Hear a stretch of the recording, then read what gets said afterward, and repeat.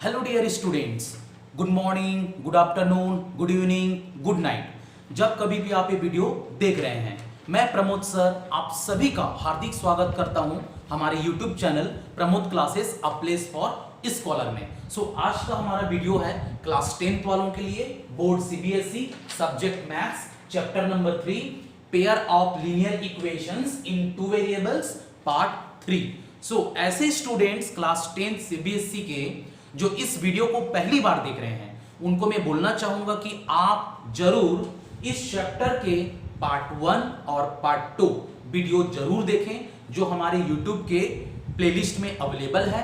और प्रॉपर तरीके से देखने के बाद आप एक बेहतरीन तरीके से नोट्स बनाएं, और नोट्स बनाने के बाद उसको प्रॉपर प्रैक्टिस करें, रिवाइज करें। और किसी भी वीडियो में आपको कुछ भी दिक्कत होती है तो आप जरूर उस वीडियो के कमेंट सेक्शन में मुझे अपना डाउट शेयर करें, बताएं, ताकि मैं उस डाउट को क्लियर कर सकूं आने वाले वीडियो में।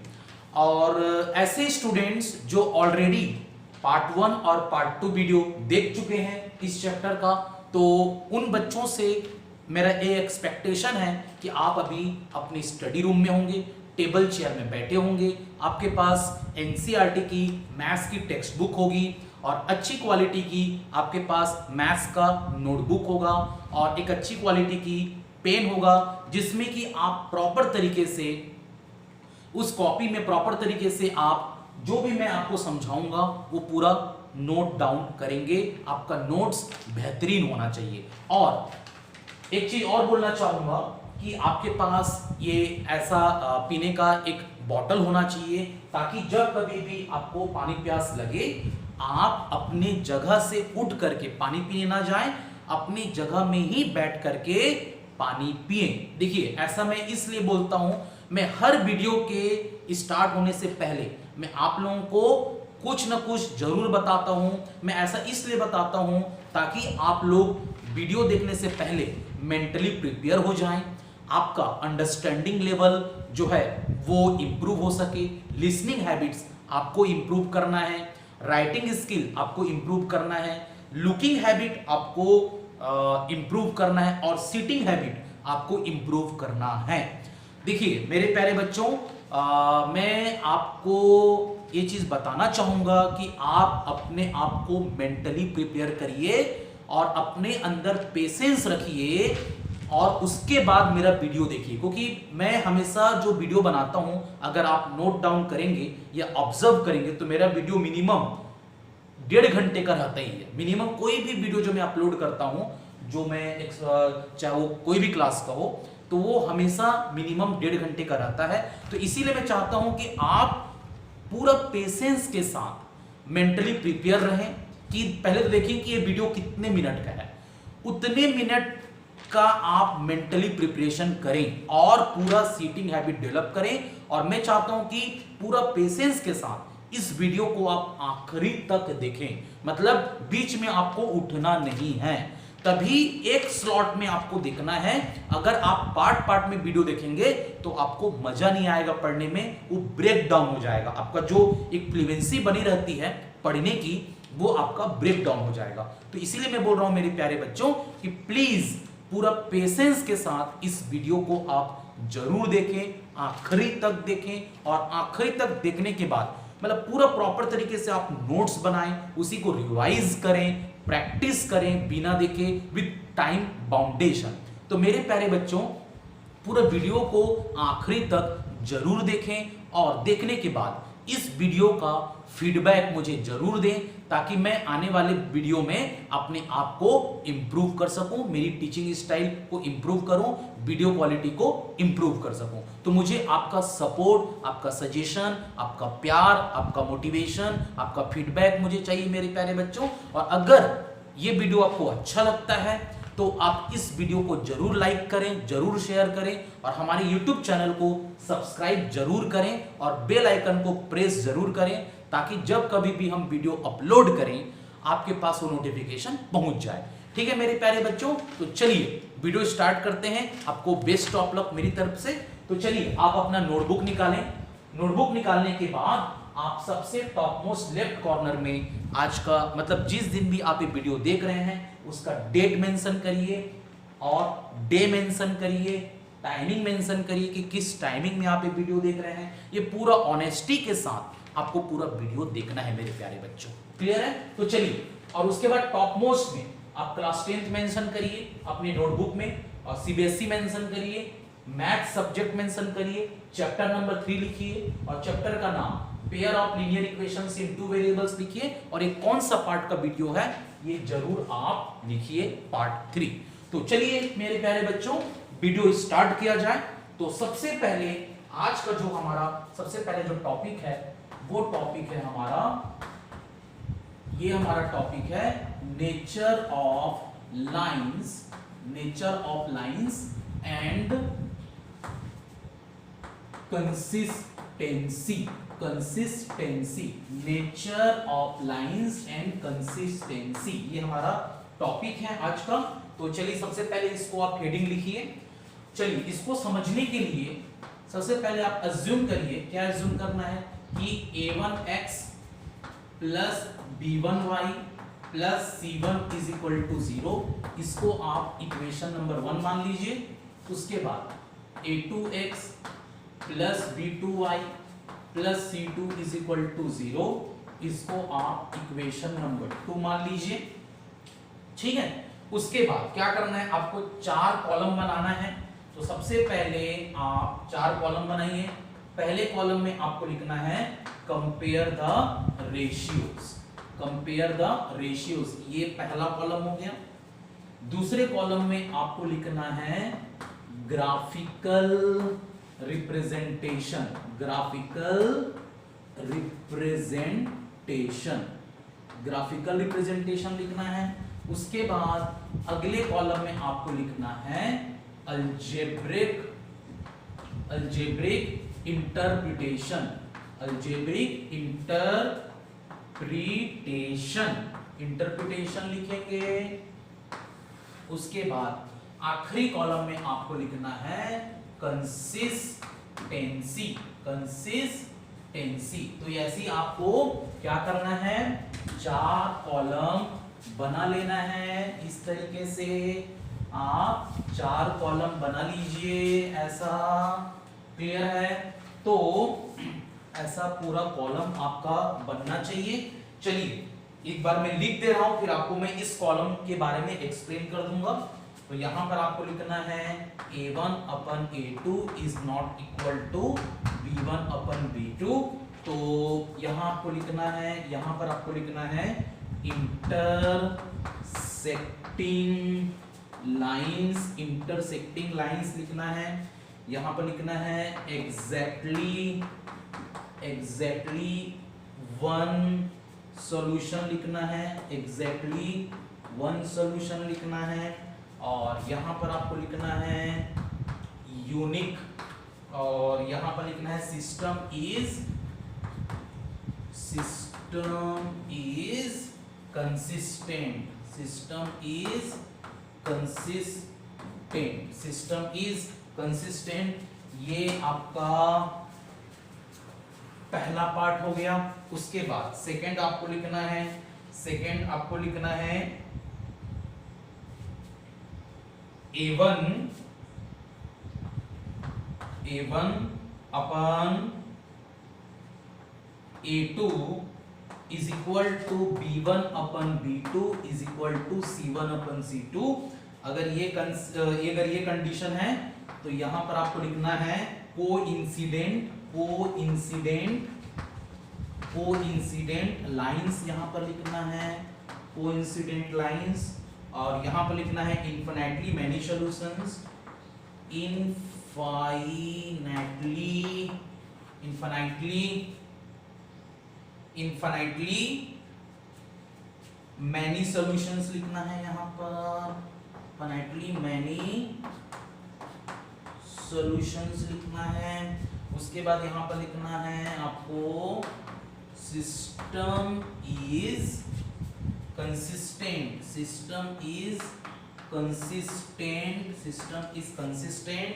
और यहां पर लिखेंगे ब्रैकेट में डिपेंडेंट यहां पर डिपेंडेंट होगा।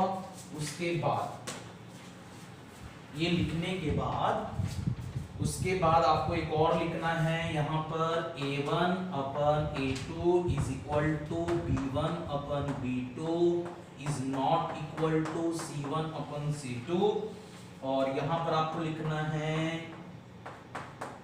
पैरेलल लाइंस, यहां पर पैरेलल लाइंस, और यहां पर लिखना है नो सॉल्यूशन, और यहां पर लिखना है system is inconsistent, system is inconsistent, system is inconsistent.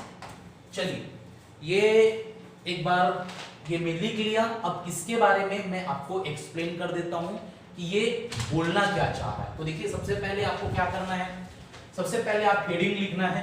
क्या लिखना है हेडिंग में? Nature of lines and consistency. तो क्या है, आपको कोई भी दो इक्वेशन दिया रहेगा, तो हमारा चैप्टर का नाम ही क्या है? पेयर ऑफ, पेयर मींस होता है two, pair of linear equations, और ये दोनों लीनियर इक्वेशंस हैं और इसमें टू वेरिएबल्स हैं x और y। तो आपको क्या दिया रहेगा? आपको दिया रहेगा दो इक्वेशंस दिया रहेगा, दो वेरिएबल्स के, एक इक्वेशन 1 और एक इक्वेशन 2। आपको पता है कि जब भी हम इसका ग्राफ प्लॉट करते हैं इक्वेशन 1 का, तो हमेशा एक स्ट्रेट लाइन क्या होती है? फॉर्म होती है। इसके पहले वीडियोस में मैंने एक्सप्लेन कर दिया है। उसी तरीके से जब आप इस इक्वेशन 2 को जब आप ग्राफ में प्लॉट करेंगे, तो ग्राफ में जब प्लॉट करके देखेंगे तो भी इसका एक स्ट्रेट लाइन बनेगा।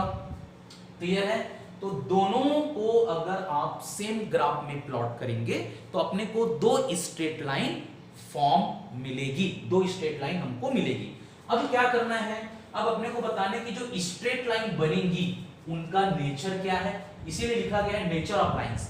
जो दो स्ट्रेट लाइंस बनेंगी ग्राफ पेपर में, सेम ग्राफ पेपर में आपको दोनों स्ट्रेट लाइंस ड्रॉ करना है। ड्रॉ करने के बाद आपको देखना है कि दोनों का नेचर क्या है और कंसिस्टेंसी है कि नहीं। तो इसीलिए ये टेबल आपको बनाना जरूरी है।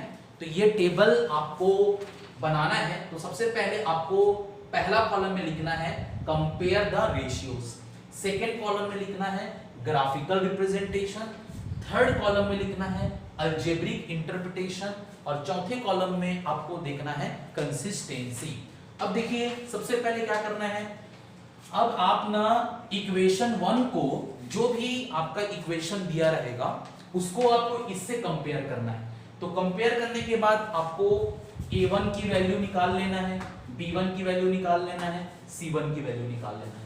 फिर जो इक्वेशन 2 दिया रहेगा उसको इस इक्वेशन के साथ कंपेयर करना है, उससे आपको A2 निकालना है, B2 की वैल्यू निकालना है, C2 की वैल्यू निकालना है। तो अब आपके पास A1 B1 C1 निकल गया, A2 B2 C2 निकल गया। क्लियर है? अब आपको क्या करना है, अब आप A1 अपन A2 निकालेंगे और B1 अपन B2 निकालेंगे। ठीक है? अगर A1 अपन A2 और B1 अपन B2 इक्वल नहीं है तो क्या होगा, ये जब दोनों लाइंस आप ड्रॉ करेंगे ग्राफ में तो ये इंटरसेक्टिंग लाइंस बनेंगे। क्लियर है? क्या बनेंगे? Intersecting lines. ये हो गया ग्राफिकल रिप्रेजेंटेशन। और अलजेब्रिक इंटरप्रिटेशन का मतलब जब हम इन दोनों इक्वेशन को सॉल्व करेंगे तो हमें x और y की एग्जैक्टली वन सॉल्यूशन मिलेगा। मींस एग्जैक्टली वन सॉल्यूशन अपने को मिलेगा x और y का, जिसको हम बोलते हैं यूनिक सॉल्यूशन। और कंसिस्टेंसी का मतलब ये हुआ कि अगर सॉल्यूशन निकल रहा है तो उसको बोलते हैं सिस्टम को, कि सिस्टम क्या है? कंसिस्टेंट है। क्लियर हो गया? अब उसके बाद सेकेंड कॉन्सेप्ट क्या है, आपने A1 अपन A2 निकाला, फिर उसके बाद B1 अपन B2 निकाला, फिर आपने C1 अपन C2 निकाला। तो जब आप A1 upon A2, B1 upon B2, C1 upon C2 निकाले, अगर तीनों की वैल्यू सेम आ रही है तो उस कंडीशन में ये दोनों स्ट्रेट लाइन क्या होंगे? कोइंसिडेंट लाइंस होंगे। और कोइंसिडेंट लाइंस क्या होती हैं, इसको मैंने ऑलरेडी पार्ट 1 और पार्ट 2 में कवर किया है। ठीक है? तो कोइंसिडेंट लाइंस बनेंगे और उसके बाद इनका जो अलजेब्रिक इंटरप्रिटेशन होगा मींस इनफाइनाइटली मैनी सॉल्यूशंस होंगे। Infinitely many solutions means x की बहुत सारी वैल्यू आएगी, y की भी बहुत सारी वैल्यू आएगी। क्लियर हुआ? सो इनफाइनाइटली मैनी सॉल्यूशंस होगा मींस जितने बार आप x निकालेंगे उतने बार y निकलेगा और दोनों इस इक्वेशन 1 और इक्वेशन 2 को सेटिस्फाई करेगा। समझ में आ गया? अब उसके बाद इस कंडीशन में भी सिस्टम को हम बोलते हैं कंसिस्टेंट है। मींस चाहे सॉल्यूशन एक निकले चाहे सॉल्यूशन बहुत सारे निकले, दोनों कंडीशन में सिस्टम क्या होता है? कंसिस्टेंट होता है। और इस कंडीशन में हम डिपेंडेंट भी बोलते हैं, सिस्टम इज डिपेंडेंट। क्लियर हो गया? उसके बाद अगर आप a1 अपन a2 निकालते हैं, b1 अपन b2 निकालते हैं और c1 अपन c2 निकालते हैं, अगर कंडीशन ऐसा आता है कि a1 अपन a2 और b1 अपन b2 की वैल्यू सेम है लेकिन ये c1 अपन c2 से मैच नहीं हो रही है, means a1 upon a2 b1 upon b2 equal है लेकिन c1 अपन c2 के साथ वो इक्वल नहीं है, तो उस कंडीशन में ये दोनों लाइंस अगर आप ग्राफ पेपर में प्लॉट करेंगे, सेम ग्राफ पेपर में, तो हमें क्या मिलेगा? पैरेलल लाइंस मिलेगा और नो सॉल्यूशन मींस x और y की ऐसी कोई भी वैल्यू नहीं आएगी जो दोनों को सेटिस्फाई करे। तो क्या होगा? अलजेब्रिक इंटरप्रिटेशन में नो सॉल्यूशन और सिस्टम इज इनकंसिस्टेंट। सिस्टम क्या होगा? इनकंसिस्टेंट का मतलब कोई भी सॉल्यूशन नहीं निकल रहा है। तो ये था हमारा कॉन्सेप्ट। क्या कॉन्सेप्ट? नेचर ऑफ लाइंस और कंसिस्टेंसी का। क्लियर है? तो इसको प्रॉपर तरीके से बेटा आप लोग नोट डाउन करना है अपने कॉपी में, systematic with proper good handwriting, ये पूरी तरीके से आपको कॉपी में मेंटेन करना है। ठीक है मेरे प्यारे बच्चों? चलिए तो इसको अब रब कर देते हैं। उम्मीद है कि आपको ये पूरा क्लियर होगा और चलिए इसको समझने के लिए हम अभी इस पर बेस्ड क्वेश्चंस करेंगे तो आपको और अच्छे से क्लियर होगा। चलिए इसको अब रब कर दें। चलिए इसको मैं रब कर देता हूं।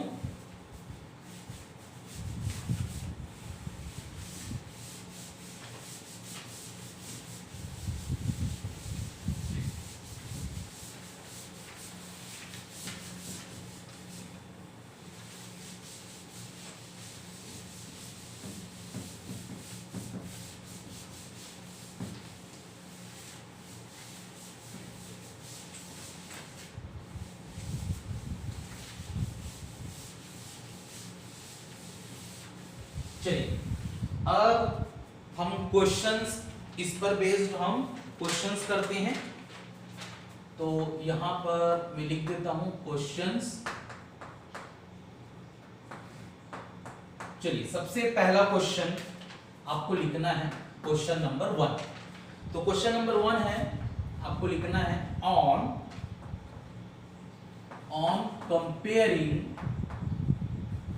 Comparing the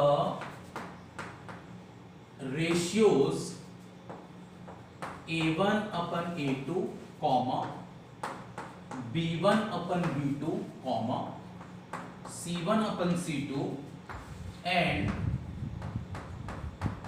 without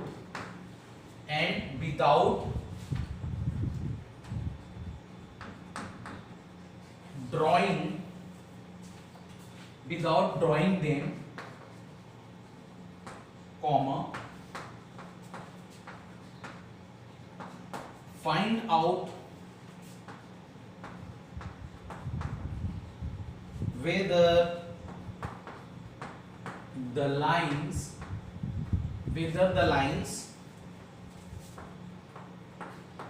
representing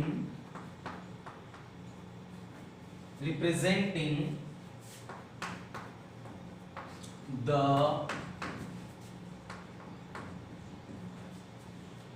following pairs of linear equations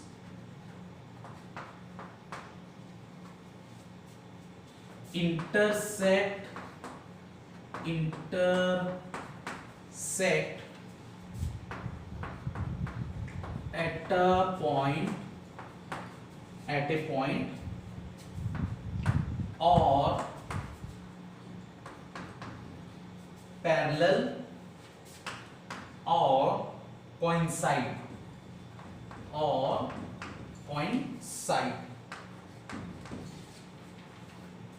इसके 3 पार्ट हैं। पहला पार्ट दिया हुआ है 3x minus 5y plus 8 is equal to 0, comma 7x plus 6y minus 9 is equal to 0। Second, जो सेकेंड इक्वेशन दिया है वो दिया है 4x plus 3y minus 7 is equal to 0, comma 12x plus 9y is equal to 21।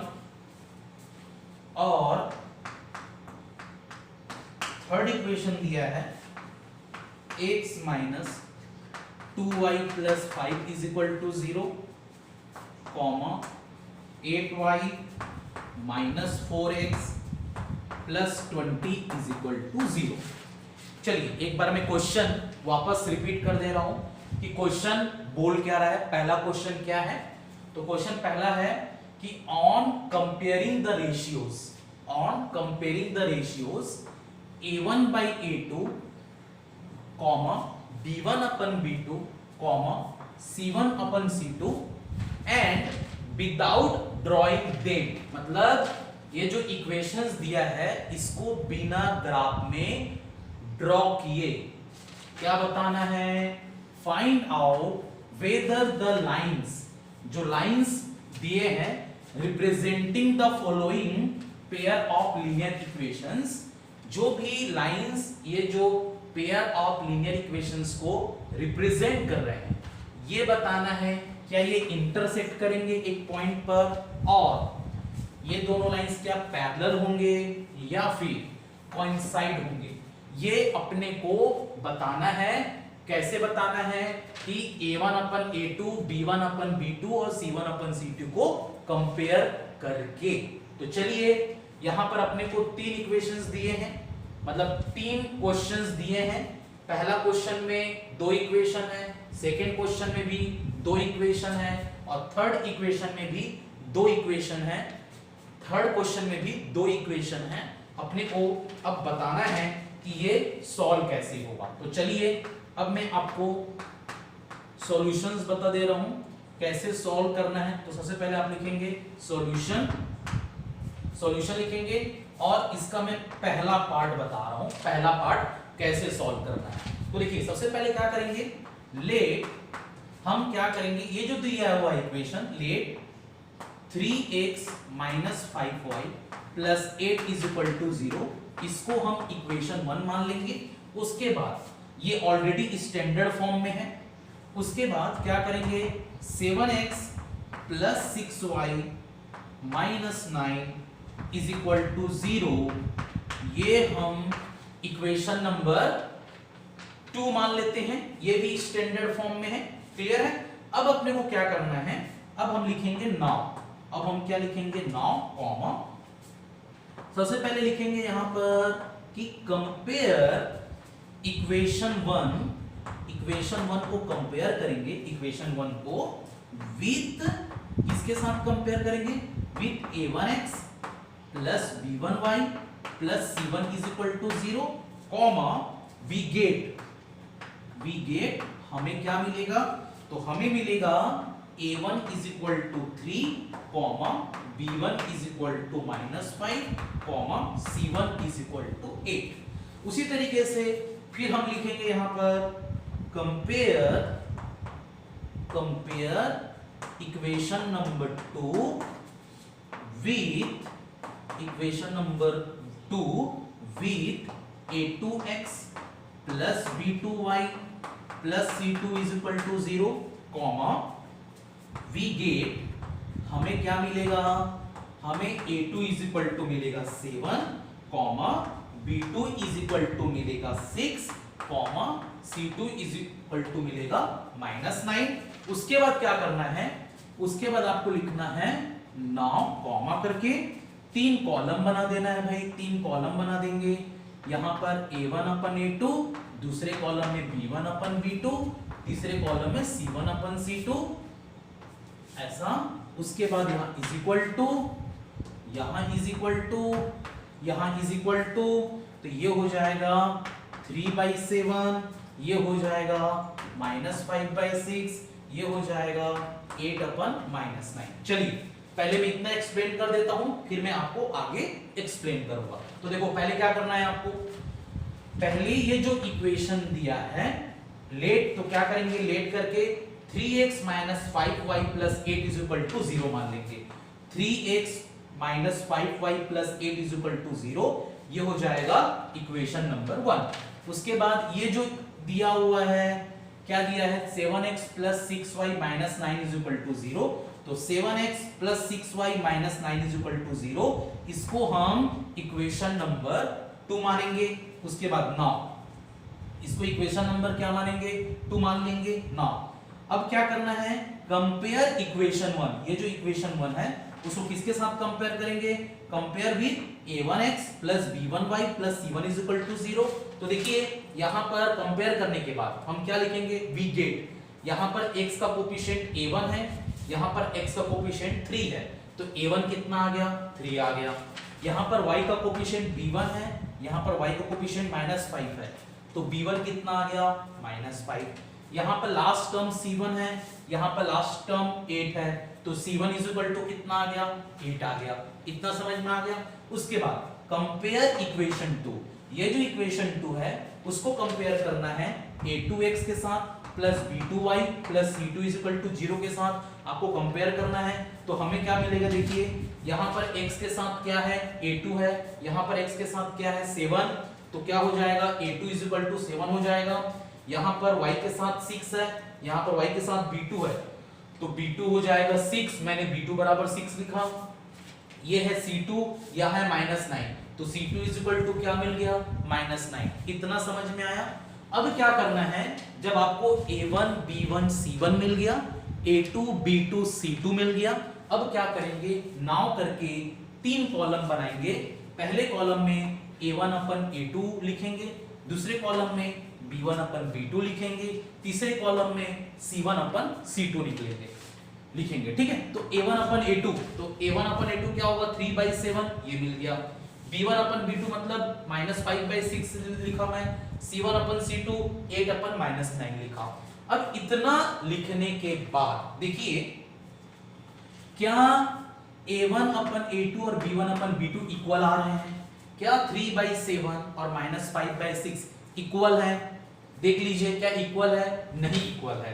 तो यहां पर क्या लिखेंगे हम, यहां डायलॉग क्या लिखेंगे, since a1/a2 is not equal to b1/b2, since comma, क्योंकि सिंस के बाद हमेशा कॉमा लगता है, तो since a1/a2 is not equal to b1/b2, तो यहां पर लिखेंगे therefore कॉमा, therefore के बाद भी कॉमा लगता है, तो therefore lines, यहां पर लिखेंगे lines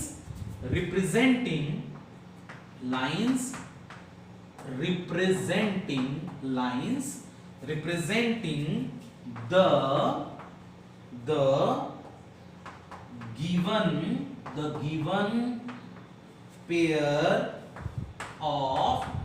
pair of linear equations, देखिए मैं वापस रिपीट कर दे रहा हूं, क्या लिखना है, since comma a1/a2 is not equal to b1/b2, therefore comma lines representing the given pair of linear equations will, उसके बाद linear equations के बाद यहां पर मैं लिख दे रहा हूं will intersect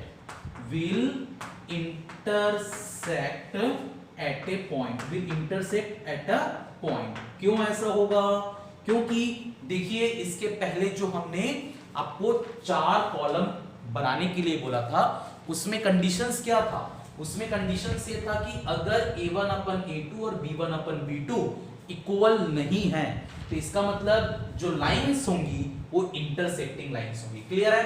तो इतना करने के बाद आपको क्या लिखना है, since a1 upon a2 is not equal to b1 upon b2, therefore lines representing the given pair of linear equations will intersect at a point। ये फुल स्टॉप समझ में आ गया? क्लियर है? कोई दिक्कत नहीं? समझ में आ गया? ये पहला पार्ट था, मींस ये मैंने क्वेश्चन आपको एक्सप्लेन कर दिया। ठीक है, चलिए अब सेकेंड वाला मैं एक्सप्लेन कर देता हूं। तो ये आप लोग लिख लोगे अच्छी तरीके से। अगर आपको ये कॉन्सेप्ट में कोई प्रॉब्लम है तो आप वीडियो के कमेंट सेक्शन में जरूर मेंशन करें कि सर हमको ये कॉन्सेप्ट क्लियर नहीं हुआ, तो मैं आपको दोबारा एक्सप्लेन कर दूंगा, एक अलग से वीडियो और बना दूंगा, उसके लिए आप निश्चिंत रहिए। क्लियर है मेरे प्यारे बच्चों? तो चलिए अब क्या करते हैं, इस पार्ट को मैं रब कर देता हूं, इतना पार्ट को। ये पहला जो क्वेश्चन था वो आपको समझ में आ गया होगा कि कैसे आपको क्वेश्चन को सॉल्व करना है। तो चलिए अब हम सेकंड क्वेश्चन पर जाते हैं। सेकंड क्वेश्चन कैसे आपको सॉल्व करना है। चलिए तो अब सेकंड पार्ट एक्सप्लेन करते हैं। ये सेकंड पार्ट, तो देखिए सेकंड पार्ट में ये पहला इक्वेशन दिया है, ये दूसरा इक्वेशन दिया है। तो सबसे पहले क्या करेंगे, हम यहां पर लिख लेंगे लेट, वही सेम रिपीट करेंगे, let 4x plus 3y minus 7 is equal to 0। इसको हम मान लेंगे इक्वेशन 1, और उसके बाद दिया हुआ है 12x plus 9y is equal to 21। अब देखिए यहां पर ये जो 12x plus 9y is equal to 21 है, ये स्टैंडर्ड फॉर्म में नहीं है, तो इसको स्टैंडर्ड फॉर्म में कन्वर्ट करेंगे। तो यहां पर हम इंप्लाइज करके क्या लिखेंगे, यहां पर इंप्लाइज करके लिखेंगे 12x plus 9y minus 21 is equal to 0। 21 इधर जाएगा तो ये हो जाएगा माइनस 21, तो माइनस 21 इज इक्वल टू 0, और इसको हम मान लेंगे इक्वेशन नंबर 2। क्या मान लेंगे? Equation number 2। तो ये हो जाएगा 12x plus 9y minus 21 is equal to 0। ये हो जाएगा equation number 2। Equation number 2 clear है? तो चलिए अब हम क्या लिखेंगे यहां पर हम लिखेंगे उसके बाद नाउ, ये हो जाएगा compare equation number 1 with a1x plus b1y plus c1 is equal to 0 comma we get. देखिए अब क्या करना है, इतना लिखने के बाद आपको क्या करना है, नाउ कंपेयर इक्वेशन 1, ये जो इक्वेशन 1 है उसको कंपेयर करना है, किसके साथ कंपेयर करना है, with a1x plus b1y plus c1 is equal to 0। तो वी गेट, अब देखिए a1 क्या हो जाएगा 4, तो यहां पर लिखेंगे we get a1 is equal to 4 comma b1 क्या हो जाएगा 3, तो यहां पर क्या लिखेंगे b1 इज इक्वल टू 3 लिखेंगे। उसके बाद c1 क्या है, c1 माइनस 7 है, तो यहां पर c1 इज इक्वल टू क्या हो जाएगा माइनस 7। क्लियर है? तो a1 हो गया 4, b1 हो गया 3, c1 हो गया माइनस 7। अब आपको क्या करना है, अब फिर लिखना है, यहां पर क्या लिखना है, compare equation number 2 with a2x plus b2y plus c2 is equal to 0 comma we get, हमें क्या मिलेगा, कंपेयर इक्वेशन 2। ये जो इक्वेशन 2 है उसको कंपेयर करना है, आपको किसके साथ कंपेयर करना है, a2x plus b2y plus c2 is equal to 0 के साथ। तो अपने को देखिए a2 क्या मिलेगा 12 मिलेगा, we get a2 is equal to 12 comma b2 क्या मिलेगा, b2 मिल जाएगा 9, तो यहां पर लिखेंगे b2 is equal to 9 comma यहाँ पर देखिए C2 क्या मिलेगा -21, तो ये C2 इज इक्वल टू क्या मिलेगा -21 मिलेगा। तो हमें A2 मिल गया 12, B2 मिल गया 9, C2 मिल गया -21। इतना समझ में आ गया? क्लियर है? ये क्लियर हो गया। अब उसके बाद आपको क्या करना है? अब उसके बाद ये सब लिख लिया आप लोग, कंपेयर कर लिए, A1 आ गया, B1 आ गया, C1 आ गया, A2 आ गया, B2 आ गया, C2 आ गया। क्लियर है? अब आपको क्या करना है? इतना लिख लिए आप लोग, इसको रब कर दूं मैं? ठीक है, चलिए इसको रब कर देते हैं। अब आपको क्या करना है? नाउ करके अब आप क्या करेंगे? अब आप लिखेंगे नाउ करके, यहां पर 3 कॉलम बना लेंगे। 9 कॉमा 3 कॉलम बना लीजिए, पहला कॉलम, दूसरा कॉलम, तीसरा कॉलम। तो पहला कॉलम में आपको लिखना है A1 अपन A2, दूसरे कॉलम में लिखना है B1 अपन B2, तीसरे कॉलम में लिखना है C1 अपन C2। तो पहले कॉलम में A1 अपन A2 है, तो A1 अपन A2 क्या हो जाएगा? 4/12 हो जाएगा। इसको अगर हम सिंप्लीफाई करें तो ये आ जाएगा 1/3। दूसरे कॉलम में क्या मिलेगा? B1 upon B2 3/9। इसको अगर हम सिंप्लीफाई करें तो ये हमको मिलेगा कितना? 1/3। और तीसरे कॉलम में -7 अपन -21, और -7 और अपन -21 को अगर आप सिंप्लीफाई करें तो हमें क्या मिलेगा? 1/3। ठीक है, तो मींस देखिए अब क्या करना है, 9 कॉमा करके 3 कॉलम बना लेना है। A1 upon A2, B1 upon B2, C1 upon C2। A1 upon A2 हो जाएगा 4/12, इसको सिंप्लीफाई करेंगे तो कितना आंसर आ जाएगा? 1/3। B1 अपन B2 मींस 3/9, तो 3/9 को अगर हम सिंप्लीफाई करें तो कितना आंसर आएगा? 1/3। C1 अपन C2 को अगर हम सिंप्लीफाई करें तो -7 अपन -21 क्या आ जाएगा?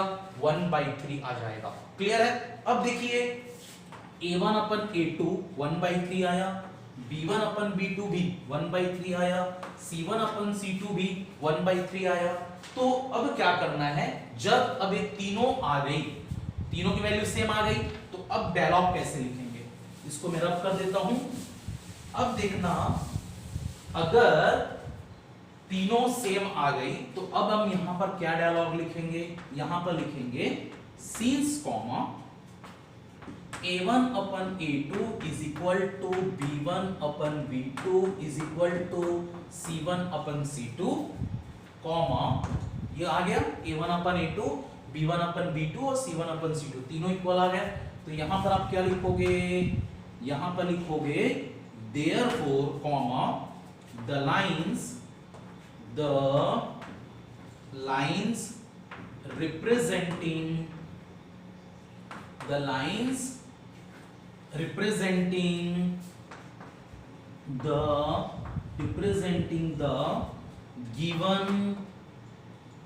given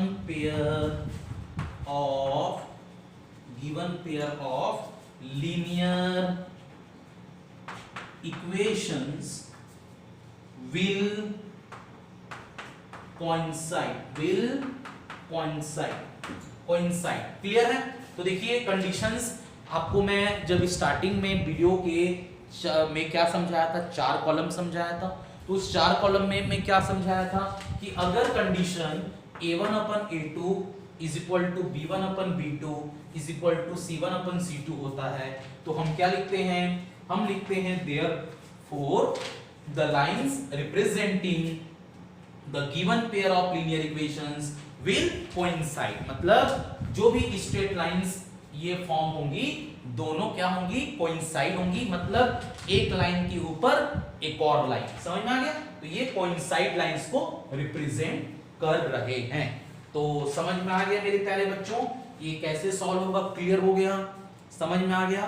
ठीक है, इसको आप लिख लोगे तो आपको लिखने का तरीका भी मैं एक्सप्लेन कर दे रहा हूं, ताकि बोर्ड एग्जाम में आपके अच्छे मार्क्स आ सके। तो आपकी राइटिंग स्किल सुधारना है, आपकी राइटिंग स्पीड भी सुधारना है। राइटिंग स्किल्स और राइटिंग स्पीड दोनों आपको इंप्रूव करना है। तो ये डे बाय डे इंप्रूव होगा। क्लियर है? आपको डेली लिखने की प्रैक्टिस करनी है और with time boundation, with time को ध्यान में रखते हुए आपको अपनी स्पीड मेंटेन करना है, राइटिंग स्किल सुधारनी है। तो अब ये समझ में आ गया मेरे प्यारे बच्चों। चलिए इसको अब रब कर देते हैं, इसको अब मैं रब कर दे रहा हूं।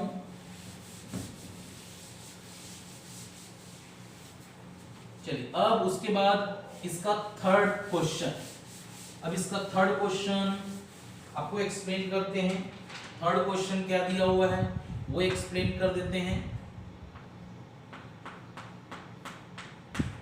थर्ड क्वेश्चन एक्सप्लेन करते हैं।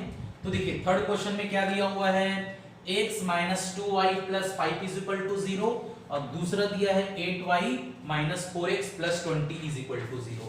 तो सबसे पहले क्या करेंगे, हम लिखेंगे let x minus 2y plus 5 is equal to 0, इसको हम मान लेंगे इक्वेशन 1। क्लियर है। और उसके बाद जो दिया हुआ है 8y minus 4x plus 20 is equal to 0। तो देखिए ये स्टैंडर्ड फॉर्म में नहीं दिया गया है, ये स्टैंडर्ड फॉर्म में नहीं है। तो स्टैंडर्ड फॉर्म में नहीं तो क्या करेंगे, इसको स्टैंडर्ड फॉर्म में लिखेंगे। पहले क्या लिखेंगे, माइनस 4x लिखेंगे, फिर क्या लिखेंगे प्लस 8y लिखेंगे, फिर क्या लिखेंगे प्लस 20 लिखेंगे। तो ये आ गया अपना इक्वेशन नंबर 2। मींस इसको पहले आपको स्टैंडर्ड फॉर्म में कन्वर्ट करना है। तो ये हो जाएगा minus 4x plus 8y plus 20 is equal to 0। तो ये हो गया इक्वेशन नंबर 2।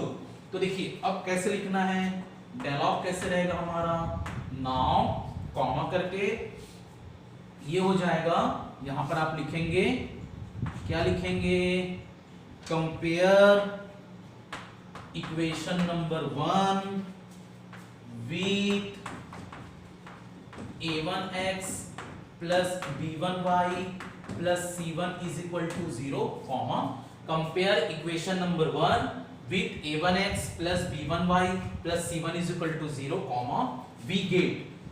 हमें क्या मिलेगा आप देखना, यहां पर x के साथ कोफिशिएंट क्या है, 1 है। क्या है यहाँ पर x का कोफिशिएंट 1 है। तो हम यहाँ पर a1 कितना मिल गया, 1 मिल गया, कॉमा यहाँ पर y का कोफिशिएंट क्या है -2 और यहाँ पर y का कोफिशिएंट क्या है b1। तो b1 इज इक्वल टू क्या मिल जाएगा, ये मिल जाएगा -2, कॉमा यहाँ पर देखिए ये है लास्ट टर्म +5, यहाँ पर लास्ट टर्म क्या है c1। तो c1 इज इक्वल टू क्या मिलेगा अपने को, ये मिल जाएगा 5। इतना समझ में आ गया। चलिए अब उसके बाद यहां पर आपको लिखना है compare equation number 2 with a2x plus b2y plus c2 is equal to 0, comma तो हमें क्या मिलेगा, वी गेट। अब देखिए जो इक्वेशन नंबर 2 है, ये इक्वेशन 2 है, उसको आपको a2x plus b2y plus c2 is equal to 0 के साथ कंपेयर करना है। तो हमें क्या मिलेगा, तो देखिए यहाँ पर a2 मिल जाएगा -4, तो यहाँ लिखेंगे a2 is equal to -4, comma यहाँ पर देखिए जो b2 है वो +8 है, तो b2 कितना हो जाएगा, ये हो जाएगा +8। और यहाँ पर देखिए ये है c2, तो c2 इज इक्वल टू, ये जो c2 है वो क्या है 20 है। तो a1 आ गया कितना -4, b2 आ गया 8 और c2 आ गया 20। इतना समझ में आ गया कैसे करना है, इक्वेशन 1 को किससे कंपेयर करना है, a1 b1 c1 कैसे मिलेगा, इक्वेशन 2 को किस इक्वेशन के साथ कंपेयर करना है, तो हमें a2 b2 c2 कैसे मिलेगा। क्लियर हो गया। चलिए अब उसके बाद ये सब मिलने के बाद इसको हम रब कर देते हैं, हम रब कर देते हैं। रब करने के बाद अब मैं यहां पर लिखता हूं नाउ कॉमा करके, यहां पर आप 3 कॉलम बना लीजिए। पहला कॉलम में लिखिए a1 अपन a2, दूसरे कॉलम में लिखिए b1 अपन b2, तीसरे कॉलम में लिखिए c1 अपन c2। क्लियर है। अब is equal to a1 upon a2, तो ये है 1 अपन -4। इसको अगर हम स्टैंडर्ड फॉर्म में लिखें तो नेगेटिव साइन ऊपर चले जाएगा, तो ये हो जाएगा -1/4। उसके बाद b1 अपन b2, तो b1 अपन b2 कितना हो जाएगा, ये हो जाएगा -2/8, तो ये हो जाएगा -1/4 अगर हम इसको सिंप्लीफाई करें। अब c1 अपन c2, तो ये कितना हो जाएगा 5/20, तो ये हो जाएगा आंसर 1/4। अब देखिए क्या आप ऑब्जर्व कर रहे हैं, आपने 3 कॉलम बना लिया, a1 upon a2, b1 upon b2, c1 upon c2, 3 column बन गया। 3 कॉलम बनाने के बाद आपको a1 अपन a2 की वैल्यू लास्ट में कितनी आई, -1/4, b1 अपन b2 की वैल्यू कितनी आई, -1/4, c1 अपन c2 की वैल्यू कितनी आई, 1/4। मींस इसमें क्या हो रहा है, a1 अपन a2 और b1 अपन b2 इक्वल है, लेकिन c1 अपन c2 इक्वल नहीं है। तो अब आप डायलॉग कैसे लिखेंगे, इसको अब रब कर दिया जाए, क्लियर है। चलिए इसको अब रब कर देते हैं, इसको अब रब कर दिया जाए। तो अब आपने क्या करना है, यहां क्या लिखना है, यहां आपने को लिखना है since a1 upon a2 is equal to b1 upon b2 is not equal to c1 upon c2। Clear है, मतलब क्या लिखना है कि a1 upon a2 b1 upon b2 के बराबर तो है, लेकिन c1 अपन c2 के बराबर नहीं है। यहां पर लिखेंगे comma, therefore comma the lines representing the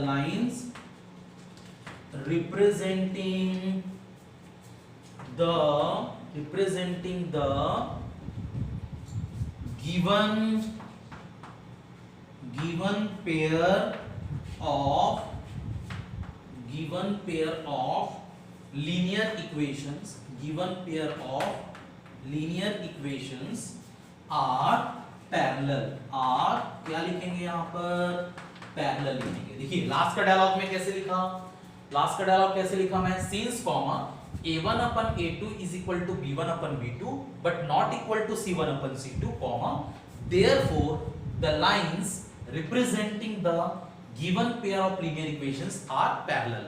क्योंकि आप एक बार देखिए कॉलम को रिवाइज करिए, जो मैंने आपको सबसे पहले इस वीडियो के स्टार्टिंग में कॉन्सेप्ट समझाया था, उसमें मैं क्या बताया था कि अगर कंडीशन ये दिया हुआ है, क्या कंडीशन दिया हुआ है कि a1 upon a2 b1 upon b2 equal तो है, लेकिन c1 अपन c2 के बराबर नहीं है, तब जो लाइंस होते हैं, द लाइंस जो रिप्रेजेंट करते हैं given pair of linear equations को, वो क्या होते हैं, पैरेलल होते हैं। वो क्या होते हैं, पैरेलल होते हैं। तो समझ में आ गया। तो मैंने आपको क्वेश्चन 1 एक्सप्लेन किया, क्वेश्चन 2 एक्सप्लेन किया और क्वेश्चन 3 एक्सप्लेन किया, समझ में आ गया। तो मींस देख लीजिए क्वेश्चन क्या था, क्वेश्चन हमारा था on comparing the ratios a1 upon a2, b1 upon b2, c1 upon c2 and without drawing them, बिना इसको ग्राफ पेपर में ड्रॉ किए आपको क्या बताना था, find out whether the lines representing the following pair of linear equations intersect at a point or parallel to each other or coincide। समझ में आ गया। तो मैंने आपको लिखने का तरीका एक्सप्लेन किया है, ठीक है। तो आपको समझ में आ गया होगा कि अगर इस टाइप का अगर क्वेश्चन अगर आएगा तो हमको सॉल्व करने का तरीका कैसे होना चाहिए, क्लियर है। तो इक्वेशन 1 बता दिया मैं, यहाँ पर अब जो क्वेश्चन नंबर 2 था वो एक्सप्लेन कर दिया, क्वेश्चन नंबर 3 एक्सप्लेन कर दिया, समझ में आ गया। चलिए अब इसको हम रब करते हैं, ये मैंने क्वेश्चन 1 एक्सप्लेन किया है, अब रब कर देते हैं। अब क्वेश्चन 2 पर जाएंगे। क्वेश्चन 2 क्या है वो मैं अभी आपको लिखवा दे रहा हूं और उसका सॉल्व करने का तरीका भी बता दूंगा।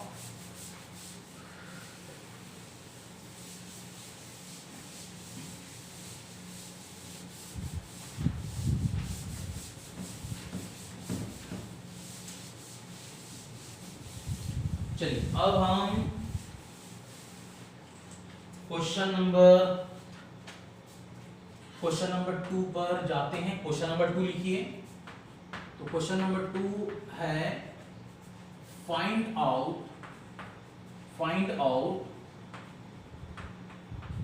which pair of which pair of linear equations are consistent or inconsistent, consistent or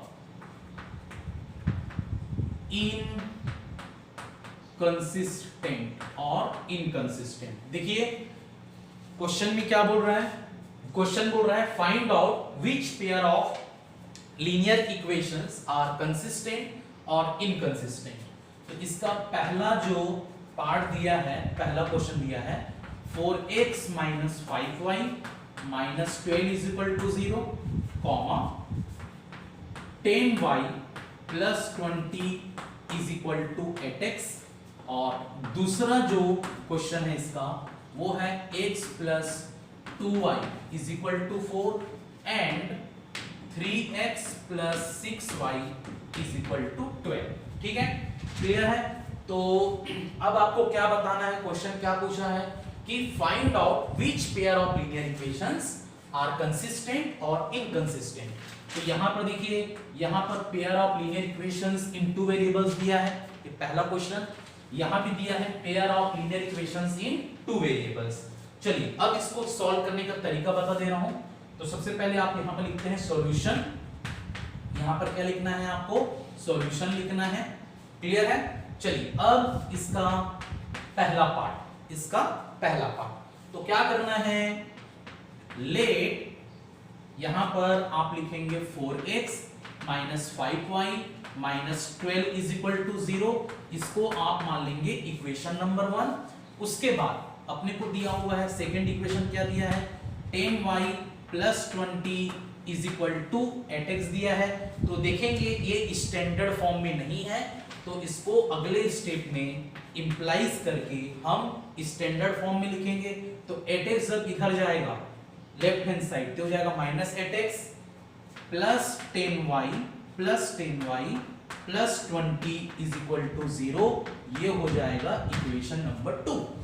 मतलब देखिए 8x जो है 8x वो लेफ्ट हैंड साइड आएगा तो क्या हो जाएगा -8x plus 10y plus 20 is equal to 0। इसको हम मान लेंगे इक्वेशन नंबर 2। क्लियर है। तो ये था हमारा दो इक्वेशन अपने को मिल गया, दोनों स्टैंडर्ड फॉर्म में है। चलिए अब हम क्या करेंगे, यहां पर लिखेंगे नौ कॉमा करके क्या लिखेंगे, compare equation number 1 with a1x plus b1y plus c1 is equal to 0, comma we get हमें क्या मिलेगा। देखिए इक्वेशन 1 को आपको इस इक्वेशन के साथ कंपेयर करना है, तो हमें क्या मिलेगा, हमें मिलेगा a1 इज इक्वल टू यहां पर क्या है 4 comma b1 is equal to क्या मिलेगा -5 कॉमा लास्ट टर्म यहां -12 है, तो c1 इज इक्वल टू क्या मिल गया -12 मिल गया। मींस a1 मींस x का कोएफिशिएंट 4, b1 मींस y का कोएफिशिएंट -5 और c1 मींस जो कांस्टेंट टर्म है। इतना समझ में आ गया। चलिए अब उसके बाद क्या करना है, अब हम लिखेंगे कंपेयर इक्वेशन नंबर 2। इक्वेशन 2 को कंपेयर करना है, किसके साथ कंपेयर करना है, with a2x plus b2y plus c2 is equal to 0, comma जो इक्वेशन नंबर 2 है, इक्वेशन नंबर 2 उसको किसके साथ कंपेयर करेंगे, a2x plus b2y plus c2 के साथ कंपेयर करेंगे, कॉमा तो हमें क्या मिलेगा, v गेट हमें क्या मिलेगा, देखिए a2 इज इक्वल टू, तो देखिए a2 मतलब x का कोएफिशिएंट कितना है -8 कॉमा b2, तो b2 कितना मिलेगा, y का कोएफिशिएंट कितना है 10, तो b2 हो जाएगा 10 कॉमा यहां पर c2, तो c2 मींस यहां पर कांस्टेंट टर्म क्या है भाई, कांस्टेंट टर्म है 20, कांस्टेंट टर्म क्या है 20, तो a2 b2 c2 मिल गया। इतना समझ में आ गया। चलिए अब उसके बाद क्या करना है, नाउ कॉमा करके 3 कॉलम आप बना लेंगे, 3 कॉलम। तो यहां पर आप लिखेंगे a1 अपन a2 यहाँ आप लिखेंगे b1 अपन b2, यहाँ आप लिखेंगे c1 अपन c2। तो a1 upon a2, b1 upon b2, c1 upon c2 लिख लिए। अब यहाँ पर इज इक्वल टू, इधर इज इक्वल टू, इधर इज इक्वल टू। अब बताइए a1 अपन a2, तो यहाँ 4 है, यहाँ -8 है, तो ये क्या हो जाएगा 4/-8, माइनस साइन ऊपर जाएगा तो ये हो जाएगा -4/8। इसको सॉल्व करेंगे तो ये क्या हो जाएगा -1/2 आ जाएगा। क्लियर है। उसके बाद b1 अपन b2, ये है -5 और इधर 10, तो ये हो जाएगा -5/10। -5/10 को अगर आप सिंप्लीफाई करें तो ये हो जाएगा -1/2।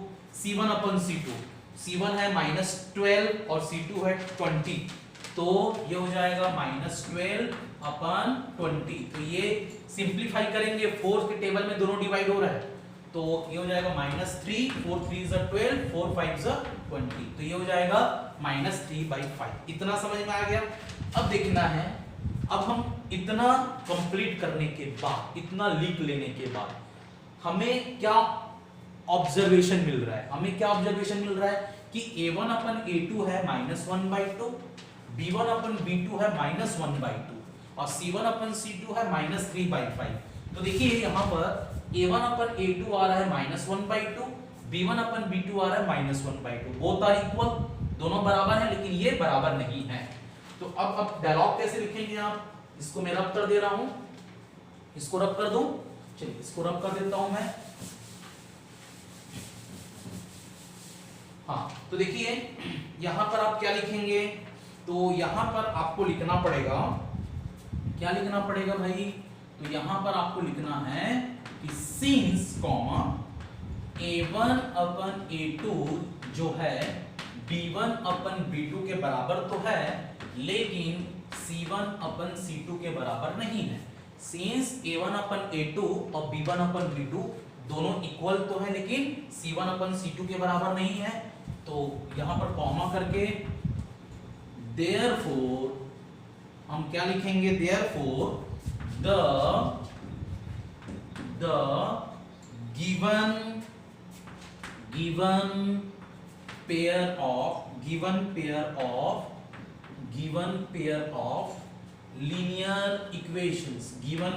of linear equations is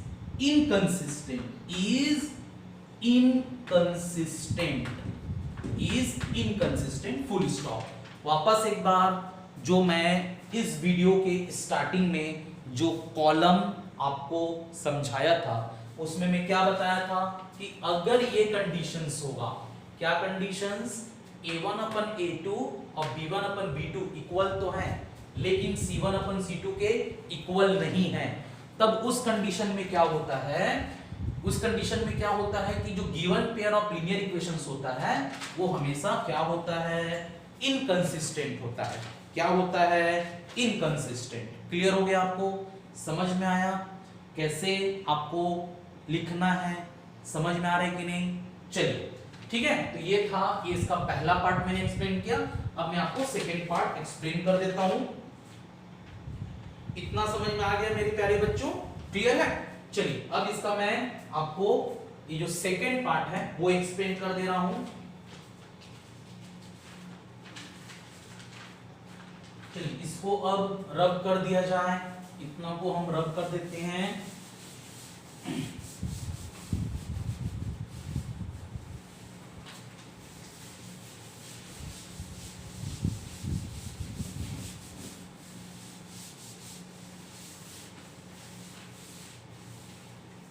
चलिए अब ये है सेकेंड पार्ट, हम एक्सप्लेन कर देते हैं सेकेंड पार्ट क्या बोल रहा है। तो देखिए सबसे पहले क्या लिखना है सेकेंड पार्ट में, let x plus 2y is equal to 4। ये स्टैंडर्ड फॉर्म में नहीं है, तो सबसे पहले इसको इंप्लाइज करके हम स्टैंडर्ड फॉर्म में लिखेंगे, तो x plus 2y minus 4 is equal to 0, ये हो जाएगा इक्वेशन 1। और सेकेंड क्या दिया हुआ है, सेकेंड दिया है 3x plus 6y is equal to 12। ये इंप्लाइज करके हम क्या लिखेंगे, 3x plus 6y -12 is equal to 0, ये equation number 2। 3x plus 6y minus 12 is equal to 0, ये इक्वेशन नंबर 2। क्यों ऐसा लिखा? क्योंकि ये इक्वेशन स्टैंडर्ड फॉर्म में नहीं था और ये भी इक्वेशन स्टैंडर्ड फॉर्म में नहीं था। तो अगर कोई भी इक्वेशन स्टैंडर्ड फॉर्म में नहीं है तो पहले आपको उसको स्टैंडर्ड फॉर्म में कन्वर्ट करना है। समझ में आ गया? तो चलिए अब हम क्या लिखेंगे, यहां लिखेंगे नाउ, कंपेयर करके नाउ, यहां पर लिखेंगे compare equation number 1 with equation number 1 with a1x plus b1y plus c1 is equal to 0, we get, हमें क्या मिलेगा? देखिए यहां पर इक्वेशन 1 की बात करें तो x का कोफिशिएंट यहां कुछ नहीं है, मतलब 1 है, तो a1 कितना मिलेगा? we get a1 is equal to कितना? 1, a1 1 आ गया। उसके बाद यहां पर y का कोफिशिएंट क्या है? 2, तो b1 कितने मिलेगा? b1 मिलेगा 2, यहां पर लास्ट टर्म क्या है? -4, तो यहां पर c1 कितना मिलेगा? ये मिलेगा -4। क्लियर है? a1 b1 c1 आ गया। अब उसके बाद क्या करना है? फिर अपने को लिखना है, क्या लिखना है? Compare equation number 2 with a2x plus b2y plus c2 is equal to 0, जो इक्वेशन 2 है उसको हम कंपेयर करेंगे a2x plus b2y plus c2 is equal to 0, we get, हमें क्या मिलेगा? तो हमें मिलेगा a2 इज इक्वल टू, देखिए इक्वेशन 2 में x का कोफिशिएंट क्या है? 3, तो a2 कितना आ गया? 3। b2 is equal to, y का कोफिशिएंट क्या है? 6, तो b2 कितना मिल गया? 6। अब c2 कितना है? -12, तो c2 बराबर कितना है? -12, तो a2 आ गया 3, b2 आ गया 6, c2 आ गया -12, a2 b2 c2 मिल गया, a1 b1 c1 मिल गया। क्लियर है? अब आपको क्या करना है? यहां पर नाउ करके 3 कॉलम बनाना है, 3 कॉलम बनाना है, a1 अपन a2 यहां लिखना है, b1 अपन b2 यहां लिखना है, c1 upon c2, a1 upon a2 b1 upon b2 c1 upon c2। Clear है? तो अब बताना a1 अपन a2, a1 मेरे पास कितना है भाई? 1, b2 कितना, a2 कितना है? 3, तो कितना आ जाएगा? 1/3 is equal to b1 upon b2, b1 मेरे पास क्या है? 2, b2 कितना है? 6, तो ये कितना हो जाएगा? ये हो जाएगा 2/6, सिंप्लीफाई करने पर कितना आएगा? 1/3। अब is equal to c1 upon c2, c1 है -4, c2 है -12, तो ये हो जाएगा -4 अपन -12, और इसको सिंप्लीफाई करेंगे -4 और -12 को, तो कितना आंसर आ जाएगा? ये आ जाएगा 1/3। अब देखेंगे यहां पर, अब देखेंगे a1 अपन a2 कितना आ रहा है? 1/3, b1 अपन b2 कितना आ रहा है? 1/3, c1 अपन c2 कितना आ रहा है? 1/3, means a1 upon a2, b1 upon b2, c1 upon c2, तीनों की वैल्यू सेम आ रही है। अब करना क्या है? अब हम इसको रब कर देते हैं, अब इसको रब कर दिया जाए, रब करने के बाद अब हम कैसे लिखेंगे? डायलॉग कैसे लिखेंगे?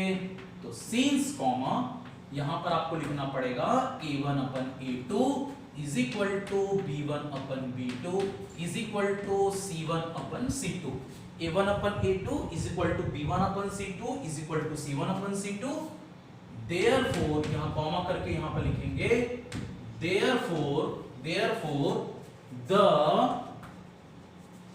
the given pair of linear equations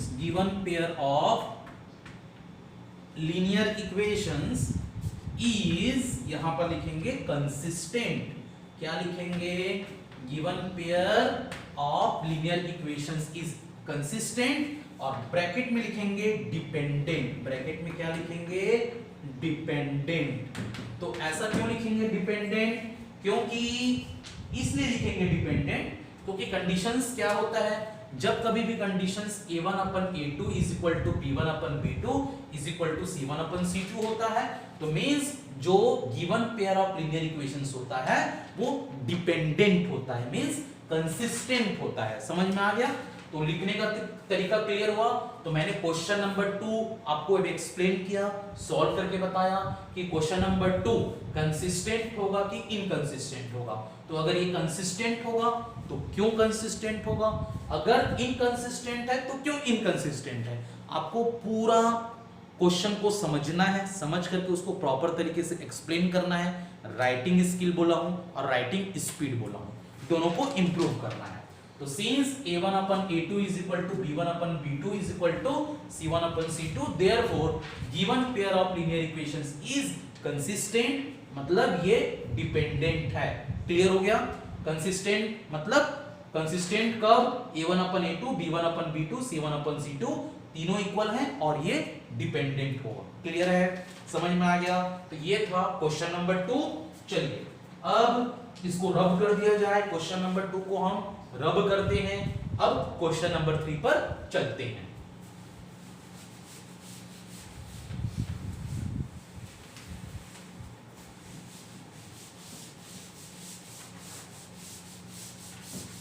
question number 3 पर जाना है। चलिए क्वेश्चन नंबर 3 आपको सॉल्व करके बताएंगे। चलिए क्वेश्चन नंबर 3, तो क्वेश्चन नंबर 3 लिखेंगे आप। तो क्वेश्चन नंबर 3 बोल रहा है if the lines given by 2x plus ky is equal to 1 and 3x minus 5y is equal to 7 has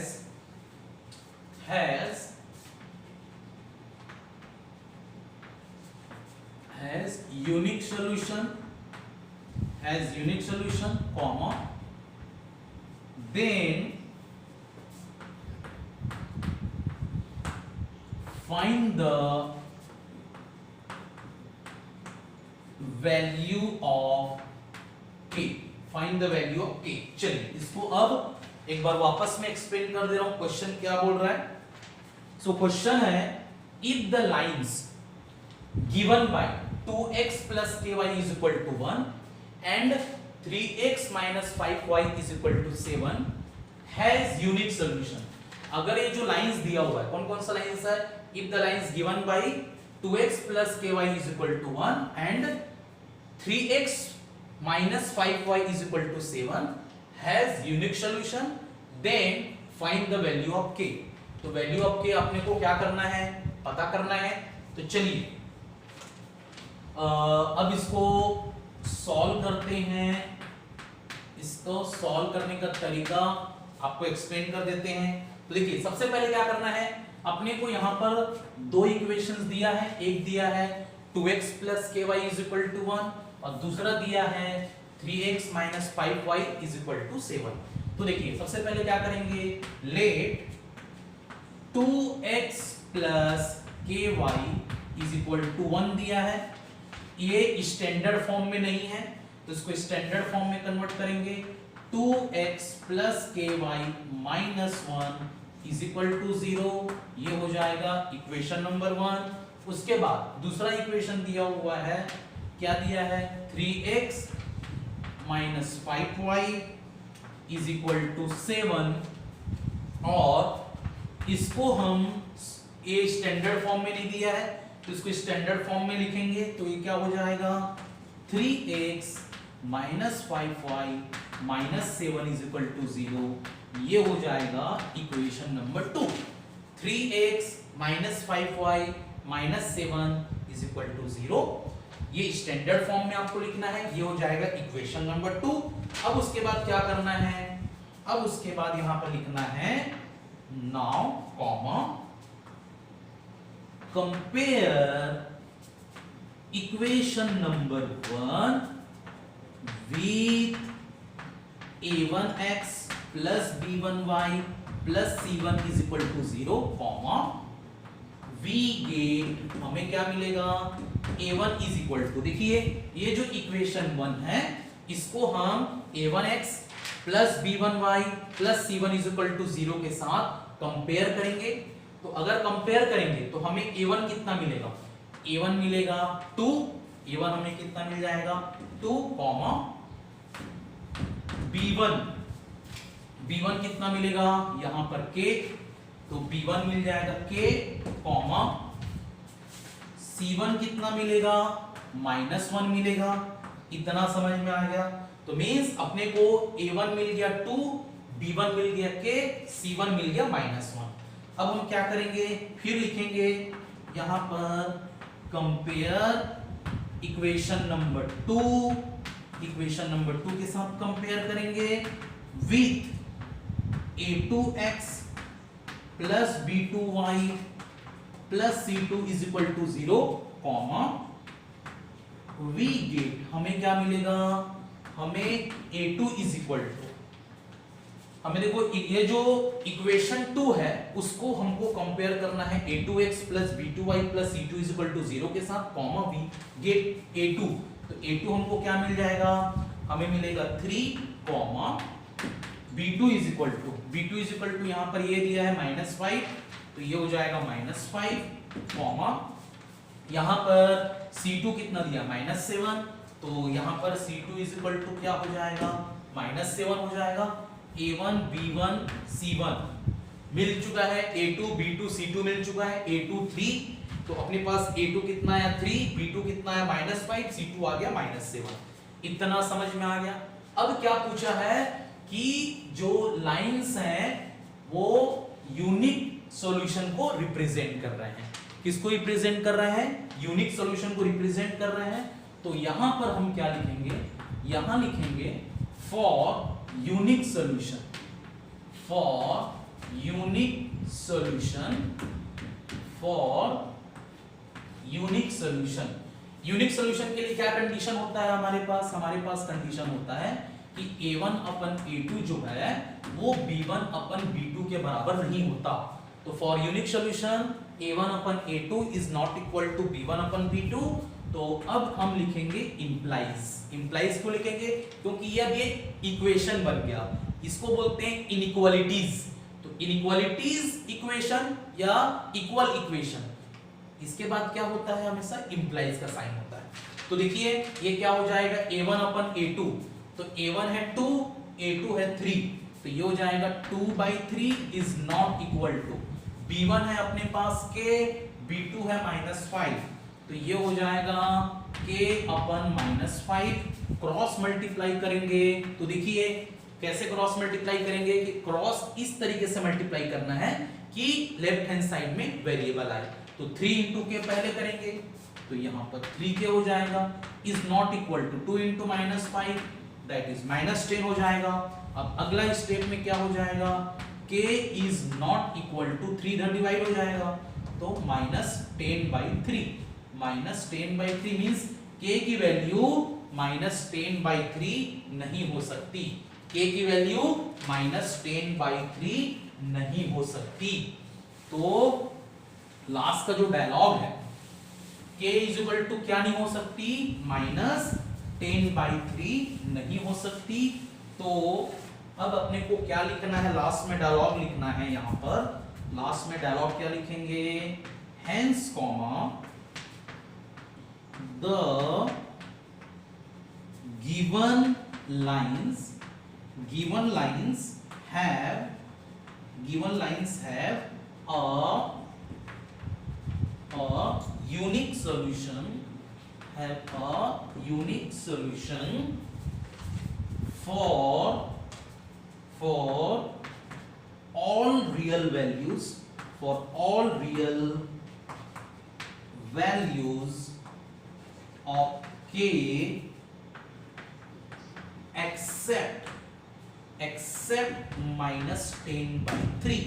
तो देखिए ये डायलॉग रहेगा, इस डायलॉग को आपको लिखना है और ये पूरा बॉक्स के अंदर रहेगा। मैं वापस एक्सप्लेन कर दे रहा हूँ, बता दे रहा हूँ क्या लिखना है। यहाँ पर लास्ट में इंप्लाइज करके क्या लिखना था, k is not equal to -10/3, मतलब k -10/3 नहीं होना चाहिए। बाकी k की वैल्यू कोई भी रियल नंबर हो सकती है। रियल नंबर में क्या क्या आता है, all natural numbers, all whole numbers, all integers, all fractions, all rational numbers, all irrational numbers. तो क्लियर है। तो यहां पर अपने को क्या करना है, तो यहां पर अपन क्या लिखेंगे, hence comma the given lines have unique solution. जो लाइंस दिए हैं वो यूनिक सॉल्यूशन होंगे for all real values, for all real values of k except -10/3। Means k की जो वैल्यू है -10/3 नहीं होगी, उसके अलावा कुछ भी वैल्यू हो सकती है k की, जिसके लिए जो given pair of linear equation है वो यूनिक सॉल्यूशन क्या करेगा, रिप्रेजेंट करेगा। तो समझ में आ गया। तो ये था क्वेश्चन नंबर 3। क्वेश्चन नंबर 3 समझ में आ गया। चलिए अब इसको हम रब करते हैं और क्वेश्चन नंबर 4 पर चलते हैं। तो क्वेश्चन नंबर 3 मैं रब कर दे रहा हूं। अब क्वेश्चन नंबर 4 हम सॉल्व करेंगे। चलिए इसको रब कर दिया जाए।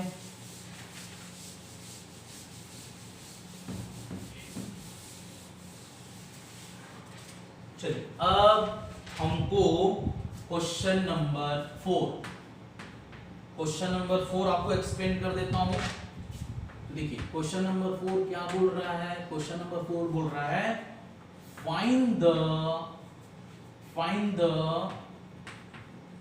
Value of k, find the value of k for which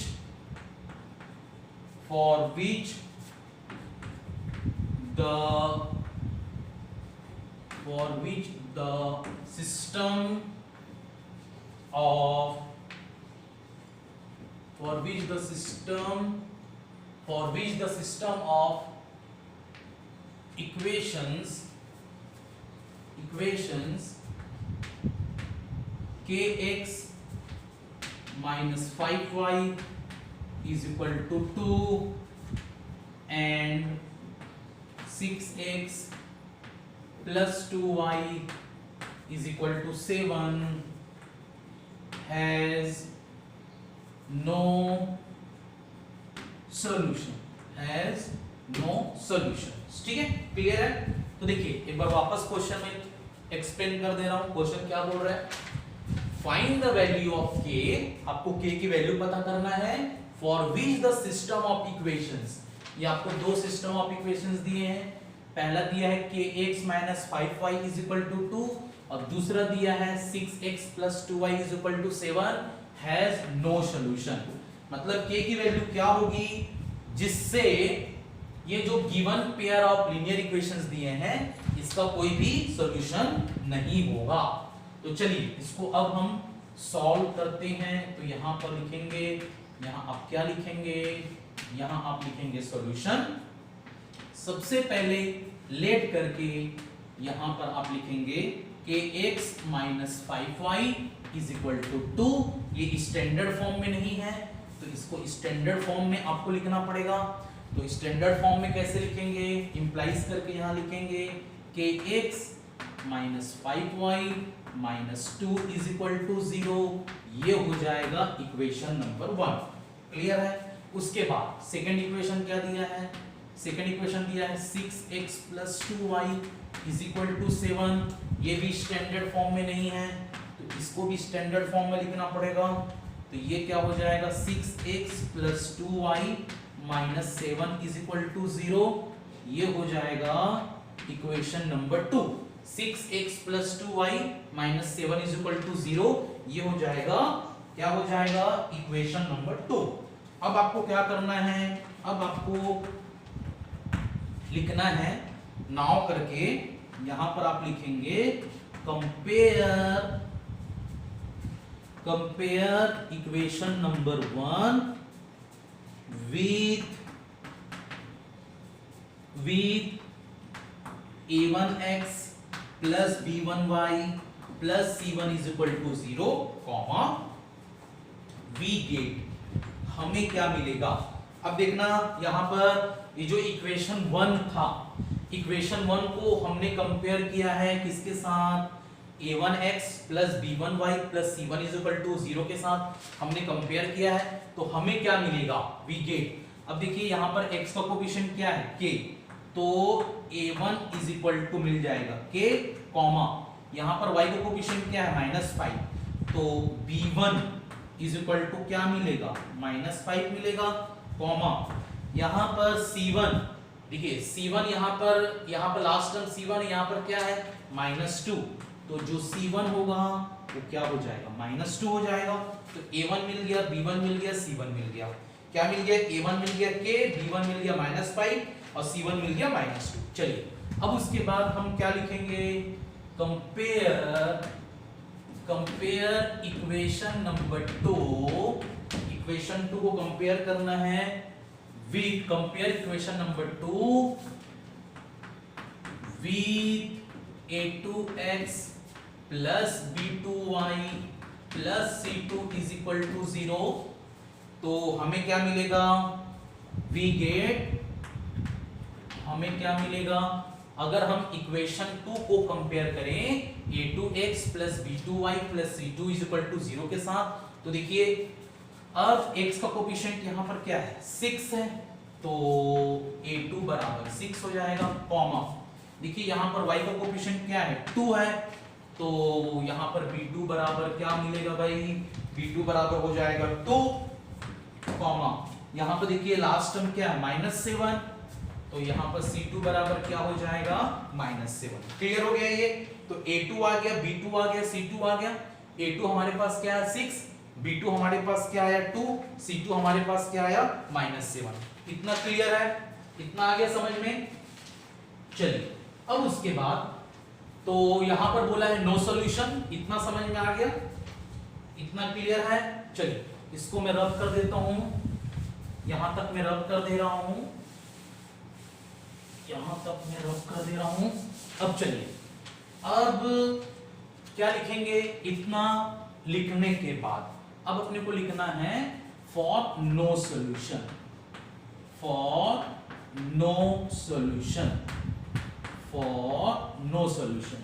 तो नो सॉल्यूशन के लिए क्या कंडीशन होता है, नो सॉल्यूशन के लिए कंडीशन होता है a1 upon a2 is equal to b1 upon b2 is not equal to c1 upon c2, ये होता है।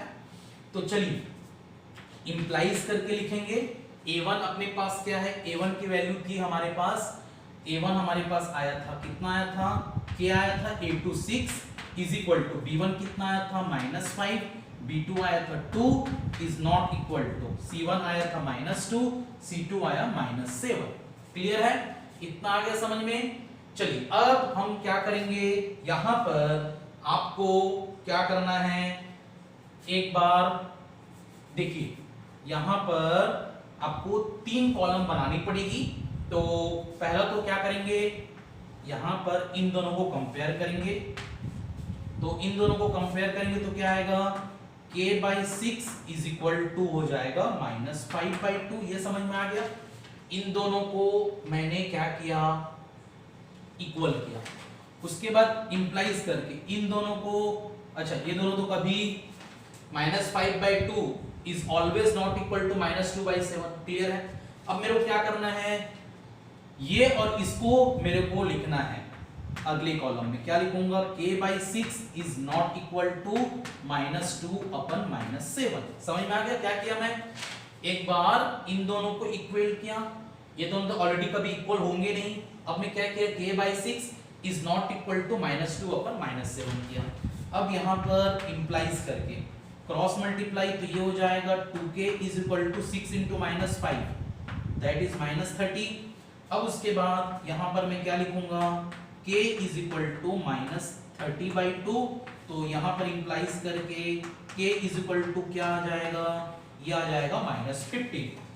देखिए k/6 इज इक्वल टू -5/2, तो cross multiplication 2 into k 2k, 6 into -5 -30, अब k इज इक्वल टू क्या हो जाएगा, 2 इधर डिवाइड हो जाएगा तो -30/2 that is k is equal to -15 हो गया। अब यहाँ पर फिर अगला स्टेप में लिखिए माइनस और माइनस कैंसिल हो जाएगा तो k/6 is not equal to 2/7।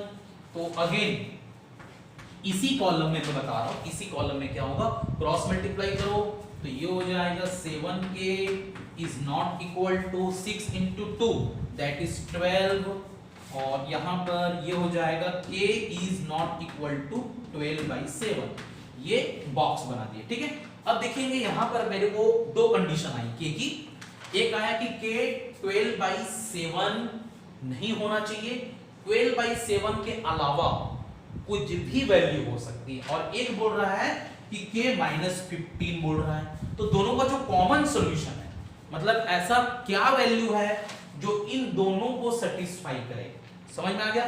तो k की ऐसी क्या कॉमन वैल्यू है जो k इज इक्वल टू -15 को भी सेटिस्फाई करे और k की वैल्यू नॉट इक्वल टू 12/7 हो, मतलब k की वैल्यू 12/7 भी नहीं होनी चाहिए और k -15 भी बोल रहा है। तो दोनों का जो कॉमन आंसर है वो ये है, मींस k -15 होना चाहिए क्योंकि -15 12/7 के इक्वल नहीं है। तो मतलब दोनों का जो कॉमन आंसर है वो क्या आ रहा है, k इज इक्वल टू -15 आ रहा है। तो अब क्या लिखेंगे, तो अब यहां पर आपको डायलॉग लिखना पड़ेगा। क्या डायलॉग लिखना पड़ेगा, तो यहां पर आप लिखेंगे from above we can say that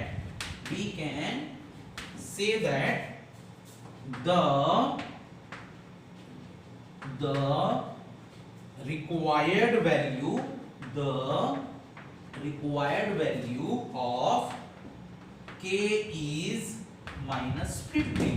यहां पर मैं एक बॉक्स बना दिया, बॉक्स में क्या लिखा, from above we can say that the required value of k is -15। k की जो रिक्वायर्ड वैल्यू होगी वो क्या होगी, -15 होगी। समझ में आ गया, एक बार चेक कर लो, एक बार समझ लो, फिर अपन क्वेश्चन नंबर 5 में जाएंगे। देख लीजिए एक बार,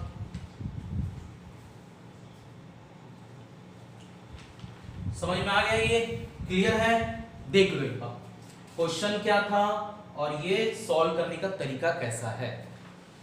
ठीक है मेरे प्यारे बच्चों, चलिए अब इसको रब कर देते हैं, इसको रब कर दिया जाए। चलिए इसको मैं रब कर दूं। अब क्वेश्चन नंबर 5,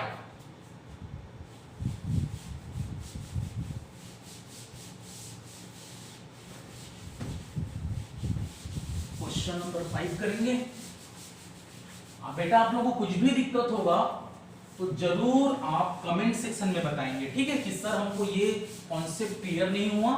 तो मैं आपको फिर एक अलग से वीडियो बनाऊंगा आप लोगों के लिए, वो रहेगा डाउट सेशन का। तो आप लोग निश्चिंत रहेंगे बेटा, टेंशन नहीं लेंगे। कुछ भी प्रॉब्लम होता है उस प्रॉब्लम को जरूर आप मेरे साथ शेयर करेंगे। क्लियर है मेरे प्यारे बच्चों, ठीक है। आप लोगों को बिल्कुल भी हेजिटेट नहीं होना है, बिल्कुल भी आपको हेजिटेट नहीं होना है, ठीक है। आप लोगों को हेजिटेट होने की कोई दिक्कत नहीं है।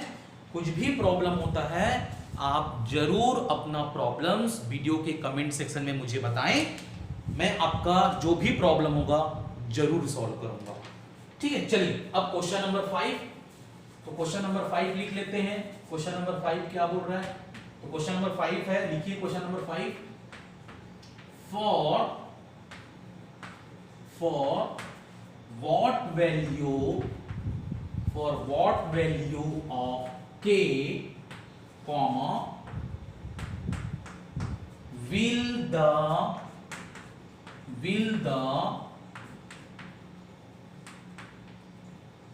following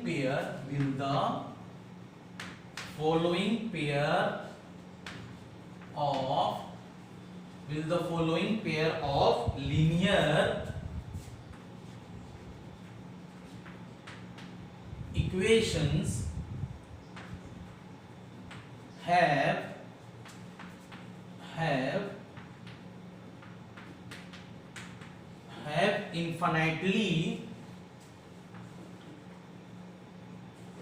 many solutions, have infinitely many solutions, ये क्वेश्चन मार्क। और इक्वेशन अपने को दिया है, इक्वेशन दिया है 2x plus 3y is equal to 4 and bracket में है एंड करके k प्लस 2 बाहर में x plus 6y is equal to ये दिया है 3k प्लस 2। चलिए अब इस क्वेश्चन को आप लिखिए, फिर इसका मैं आपको सॉल्व करने का तरीका बता दे रहा हूं। क्या बोला है, क्वेश्चन बोल रहा है for what value of k की क्या वैल्यू होनी चाहिए जिससे कि will the following pair of equations have infinitely many solutions, मतलब जिससे आपको ये इक्वेशंस दिया है, क्या इक्वेशंस दिया है 2x plus 3y is equal to 4। एक और इक्वेशंस क्या है k प्लस 2 ब्रैकेट में बाहर में x plus 6y is equal to 3k plus 2। ये जो इक्वेशन है, ये इक्वेशन के पास इनफिनिटली मेनी सॉल्यूशंस होगा, ये अपने को सॉल्व करना है कि k की क्या वैल्यू होगी। अब देखिए, अब मैं क्या करूंगा, यहां पर लिखूंगा सॉल्यूशन, यहां पर मैं क्या लिखूंगा सॉल्यूशन। तो सबसे पहले क्या करना है, यहां पर दो इक्वेशंस दिया है, तो सबसे पहले अपन लिखते हैं let 2x plus 3y is equal to 4 और ये हो जाएगा इंप्लाइज करके इसको हम स्टैंडर्ड फॉर्म में लिखेंगे, तो ये हो जाएगा 2x plus 3y minus 4 is equal to 0।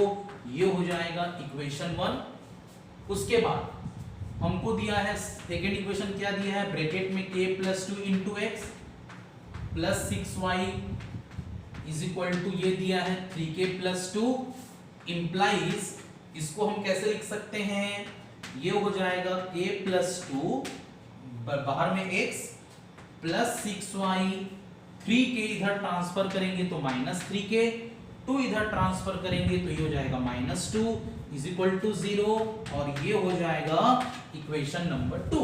Means देखिए ये हो जाएगा k प्लस 2 बाहर में x प्लस 6y, 3k को इधर शिफ्ट किया तो माइनस 3k प्लस 2 को लेफ्ट हैंड साइड शिफ्ट किया तो माइनस 2 इज इक्वल टू 0। ये आ गया इक्वेशन नंबर 2। ये क्या आ गया इक्वेशन नंबर 2। तो दोनों को जो पहले इक्वेशन अपने को दिए थे वो स्टैंडर्ड फॉर्म में नहीं था, तो पहले हमने क्या किया दोनों को स्टैंडर्ड फॉर्म में लिखा। अब हम क्या करेंगे, नाउ कॉमा करके लिखेंगे compare equation number 1 with equation number 1 को कंपेयर करो, किसके साथ कंपेयर करो, a1x plus b1y plus c1 is equal to 0 के साथ कंपेयर करो। Compare equation 1 with a1x plus b1y plus c1 is equal to 0 के साथ कंपेयर करो, तो हमें क्या मिलेगा, वी गेट हमें क्या मिलेगा।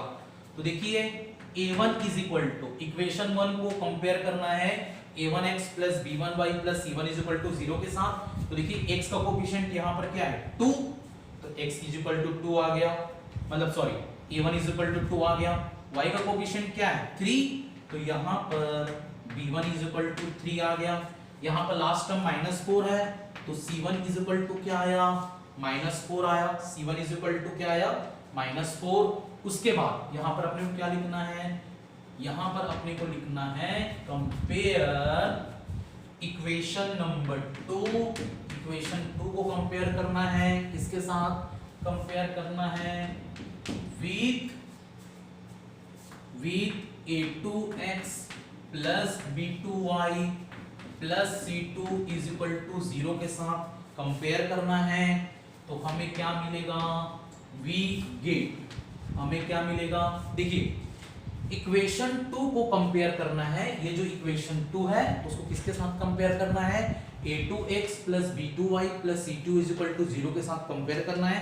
तो हमें क्या मिलेगा, a2 बराबर वी गेट a2 बराबर हमें मिलेगा k प्लस 2 मिलेगा। कैसे मिलेगा, देखो x का कोएफिशिएंट क्या है k प्लस 2, तो यहाँ पर a2 बराबर क्या लिखेंगे k plus 2 comma b2 is equal to, देखिए यहाँ पर y का कोएफिशिएंट क्या है 6 है, तो b2 इज इक्वल टू 6 हो गया। यहाँ पर लास्ट में c2, तो जो C2 है, C2 क्या मिला भाई, C2 मिल गया -3k -2, तो -3k -2, तो A2 मिल गया, B2 मिल गया, C2 मिल गया। क्लियर है? अब उसके बाद क्या करना है, इतना हो गया। चलिए इसको मैं रब कर देता हूं, ये वाला पार्ट इतना।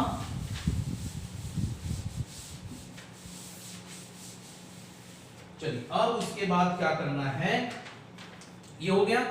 अब आपको लिखना है for infinitely many solution, for infinitely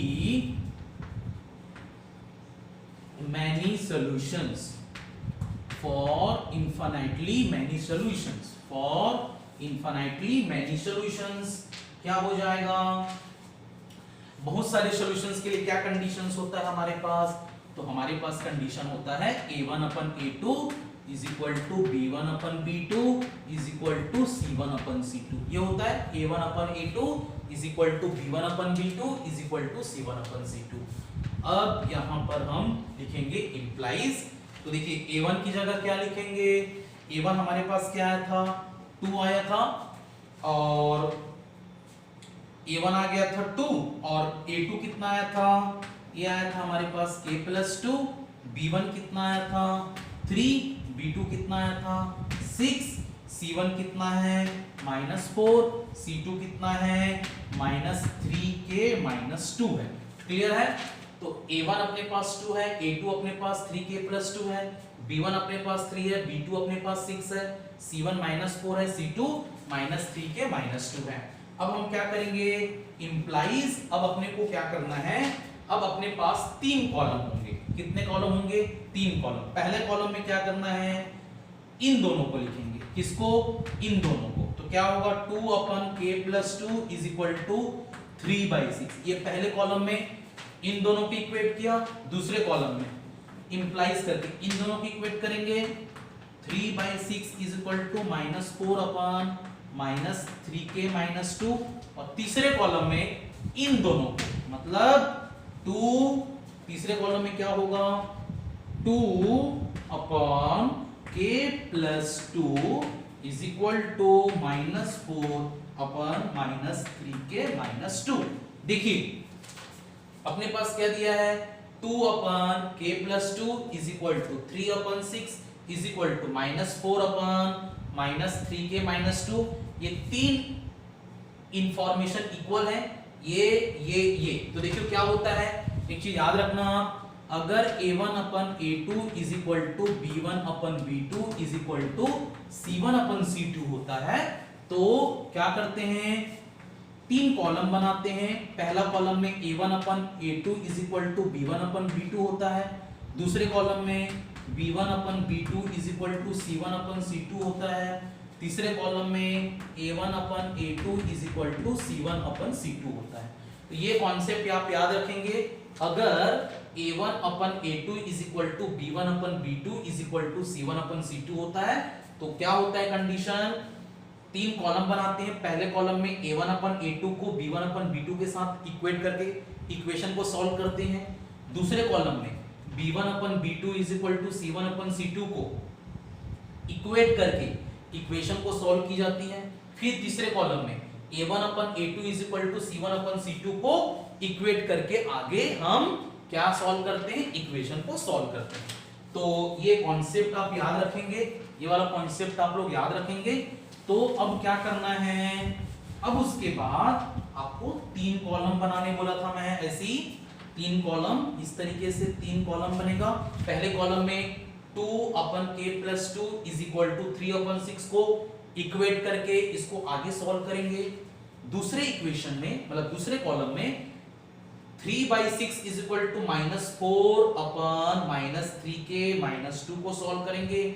तीसरे में 2/k+2 इज इक्वल टू 4 है, ये सॉरी -4 है, -4/-3k -2 को सॉल्व करेंगे। इतना समझ में आ गया। चलिए अब 1 बाय 1 हम तीनों कॉलम को सॉल्व करते हैं, तीनों कॉलम को सॉल्व करते हैं। तो सबसे पहले मैं पहले कॉलम को सॉल्व करके बताता हूं। जो पहला कॉलम है उसको पहले कॉलम में, उसी कॉलम में फर्दर सॉल्व करते जाना है आपको। तो देखिए पहला कॉलम कैसे सॉल्व होगा, इंप्लाइज क्रॉस मल्टीप्लिकेशन। तो पहले क्या बोला था मैं, देखिए तो लेफ्ट हैंड साइड में वेरिएबल होना चाहिए, तो 3 को मल्टीप्लाई करेंगे, 3 को किसके साथ मल्टीप्लाई करेंगे, k + 2 के साथ, तो ये k + 2 मल्टीप्लाई हो गया, इज इक्वल टू 2 को 6 के साथ मल्टीप्लाई करेंगे, तो 2 को 6 के साथ अगर आप मल्टीप्लाई करेंगे 2 को 6 के साथ, तो वो क्या हो जाएगा, 12 हो जाएगा। इंप्लाइज 3 को k के साथ मल्टीप्लाई करेंगे, क्या हो जाएगा 3k, 3 को 2 के साथ मल्टीप्लाई करेंगे, ये क्या हो जाएगा 6, और ये था क्या हो जाएगा 12। अब implies 3k is equal to 12 - 6, ये हो जाएगा 3k इज इक्वल टू 6, ये हो जाएगा k इज इक्वल टू 6/3, तो ये हो जाएगा k इज इक्वल टू 2, ये बॉक्स के अंदर। देखिए ये मैं किसको सॉल्व किया हूं, ये मैं सॉल्व किया हूं इक्वेशन कॉलम 1 को, कॉलम 1 को मैंने सॉल्व किया है। कॉलम 1 में क्या है, 2/k + 2 है और 3/6 है।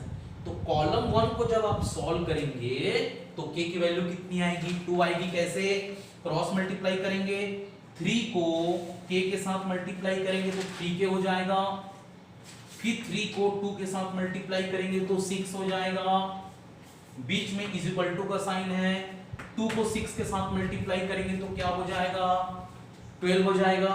अब 6 को राइट हैंड साइड ले जाएंगे तो -6 होगा, तो 12 - 6 कितना आया 6 आया, k बराबर 3 इधर डिवाइड हो जाएगा तो 6/3 कितना होगा 2, तो k इज इक्वल टू कितना आ गया 2। ये आया कॉलम 1 को सॉल्व करने के बाद। इतना समझ में आ गया, क्लियर है। चलिए अब मैं आपको कॉलम 2 सॉल्व करना बताता हूं। कॉलम 2 सॉल्व करते हैं। अब कॉलम 2 सॉल्व कर लेते हैं।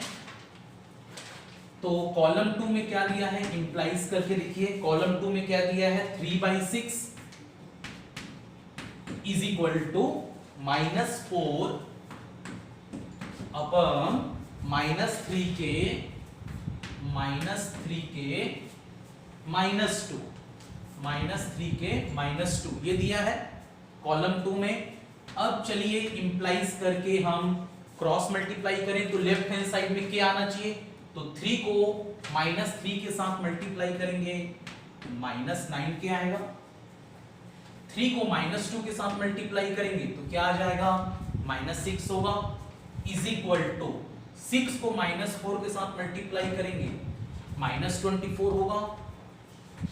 इंप्लाइज अब क्या करेंगे, लाइक टर्म एक तरफ, तो ये हो जाएगा -9k is equal to -24 -6 right hand side में, तो ये क्या हो जाएगा +6, ये हो जाएगा -9k इज इक्वल टू ये हो जाएगा -18।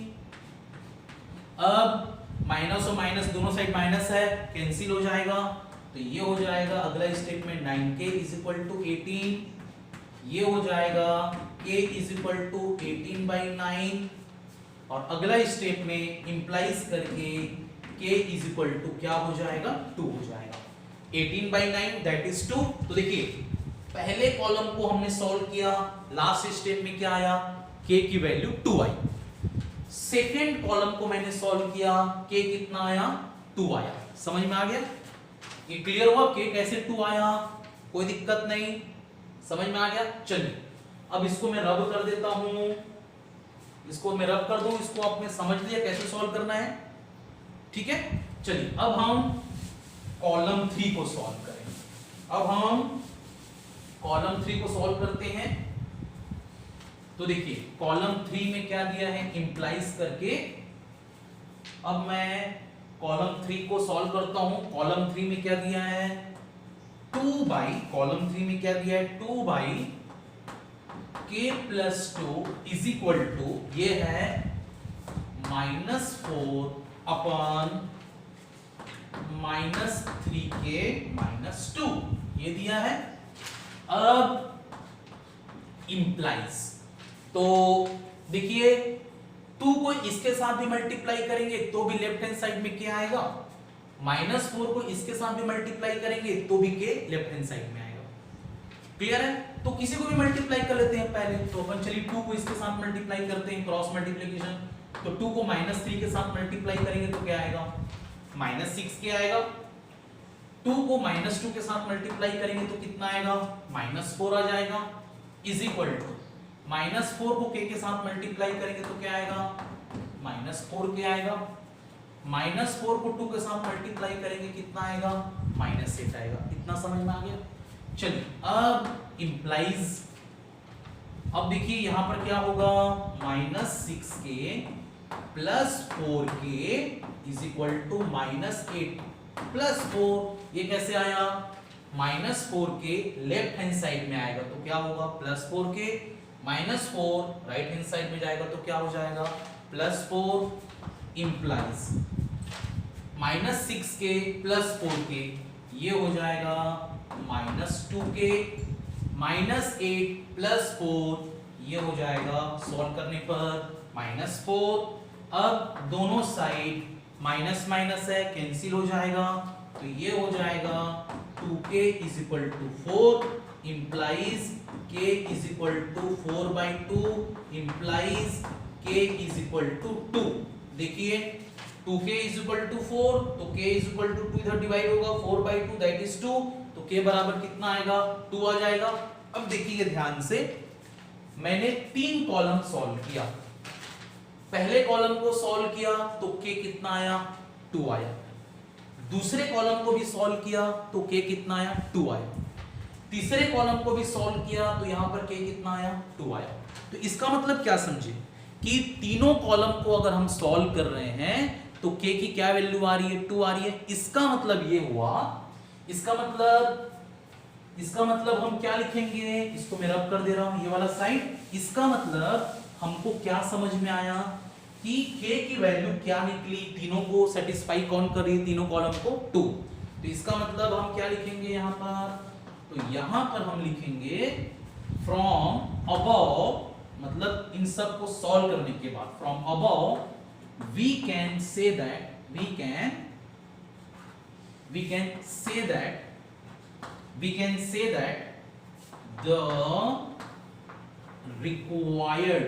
the required value of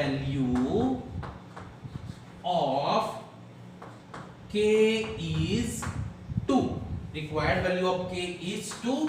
और ये आपका जो डायलॉग रहेगा ये बॉक्स के अंदर होना चाहिए। तो समझ में आ गया, रिक्वायर्ड वैल्यू ऑफ k कितना हुआ, 2 हुआ। तो एक बार क्वेश्चन पढ़िए मेरे प्यारे बच्चों, और एक बार देखिए, आप तो नोट डाउन कर ही लिए होंगे ये पूरा सॉल्यूशन, तो एक बार देख लो, एक बार देख लीजिए अच्छे से कैसे कैसे बनाते हैं।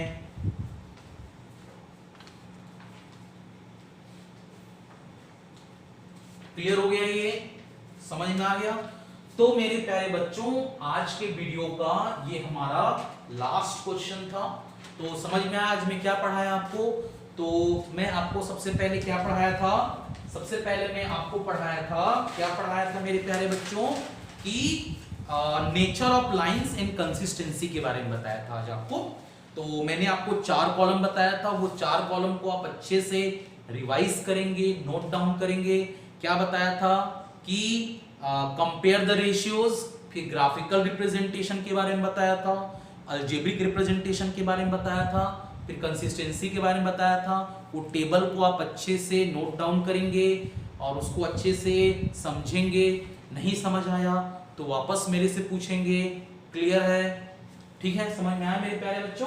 तो चलिए, और उस पर बेस्ड हमने ये 5 क्वेश्चन मैंने आपको एक्सप्लेन किया, 5 क्वेश्चंस उसी क्या बोलते हैं टेबल पर बेस्ड ये 5 क्वेश्चन मैंने एक्सप्लेन किया। तो इसको आप अच्छे से ये 5 क्वेश्चंस को आप रिवाइज करेंगे, जो भी आपने लिखा है उसको आप रिवाइज करेंगे, वीडियो बार बार देखेंगे अगर आपको नहीं समझ में आता है तो, और अगर उसके बावजूद भी नहीं समझ में आ रहा है, कोई कॉन्सेप्ट आपको क्लियर नहीं है, तो आप वीडियो के कमेंट सेक्शन में मुझे बताएंगे कि सर हमको ये क्वेश्चन नहीं समझ में आया, सर हमको ये कॉन्सेप्ट क्लियर नहीं हुआ, ताकि मैं उस डाउट्स को अलग से एक वीडियो बना करके आपको मैं एक्सप्लेन कर दूंगा। तो उसके लिए आप लोग बिल्कुल भी निश्चिंत रहेंगे, बिल्कुल टेंशन नहीं लेगी, कोई दिक्कत नहीं मेरे प्यारे बच्चों, ठीक है।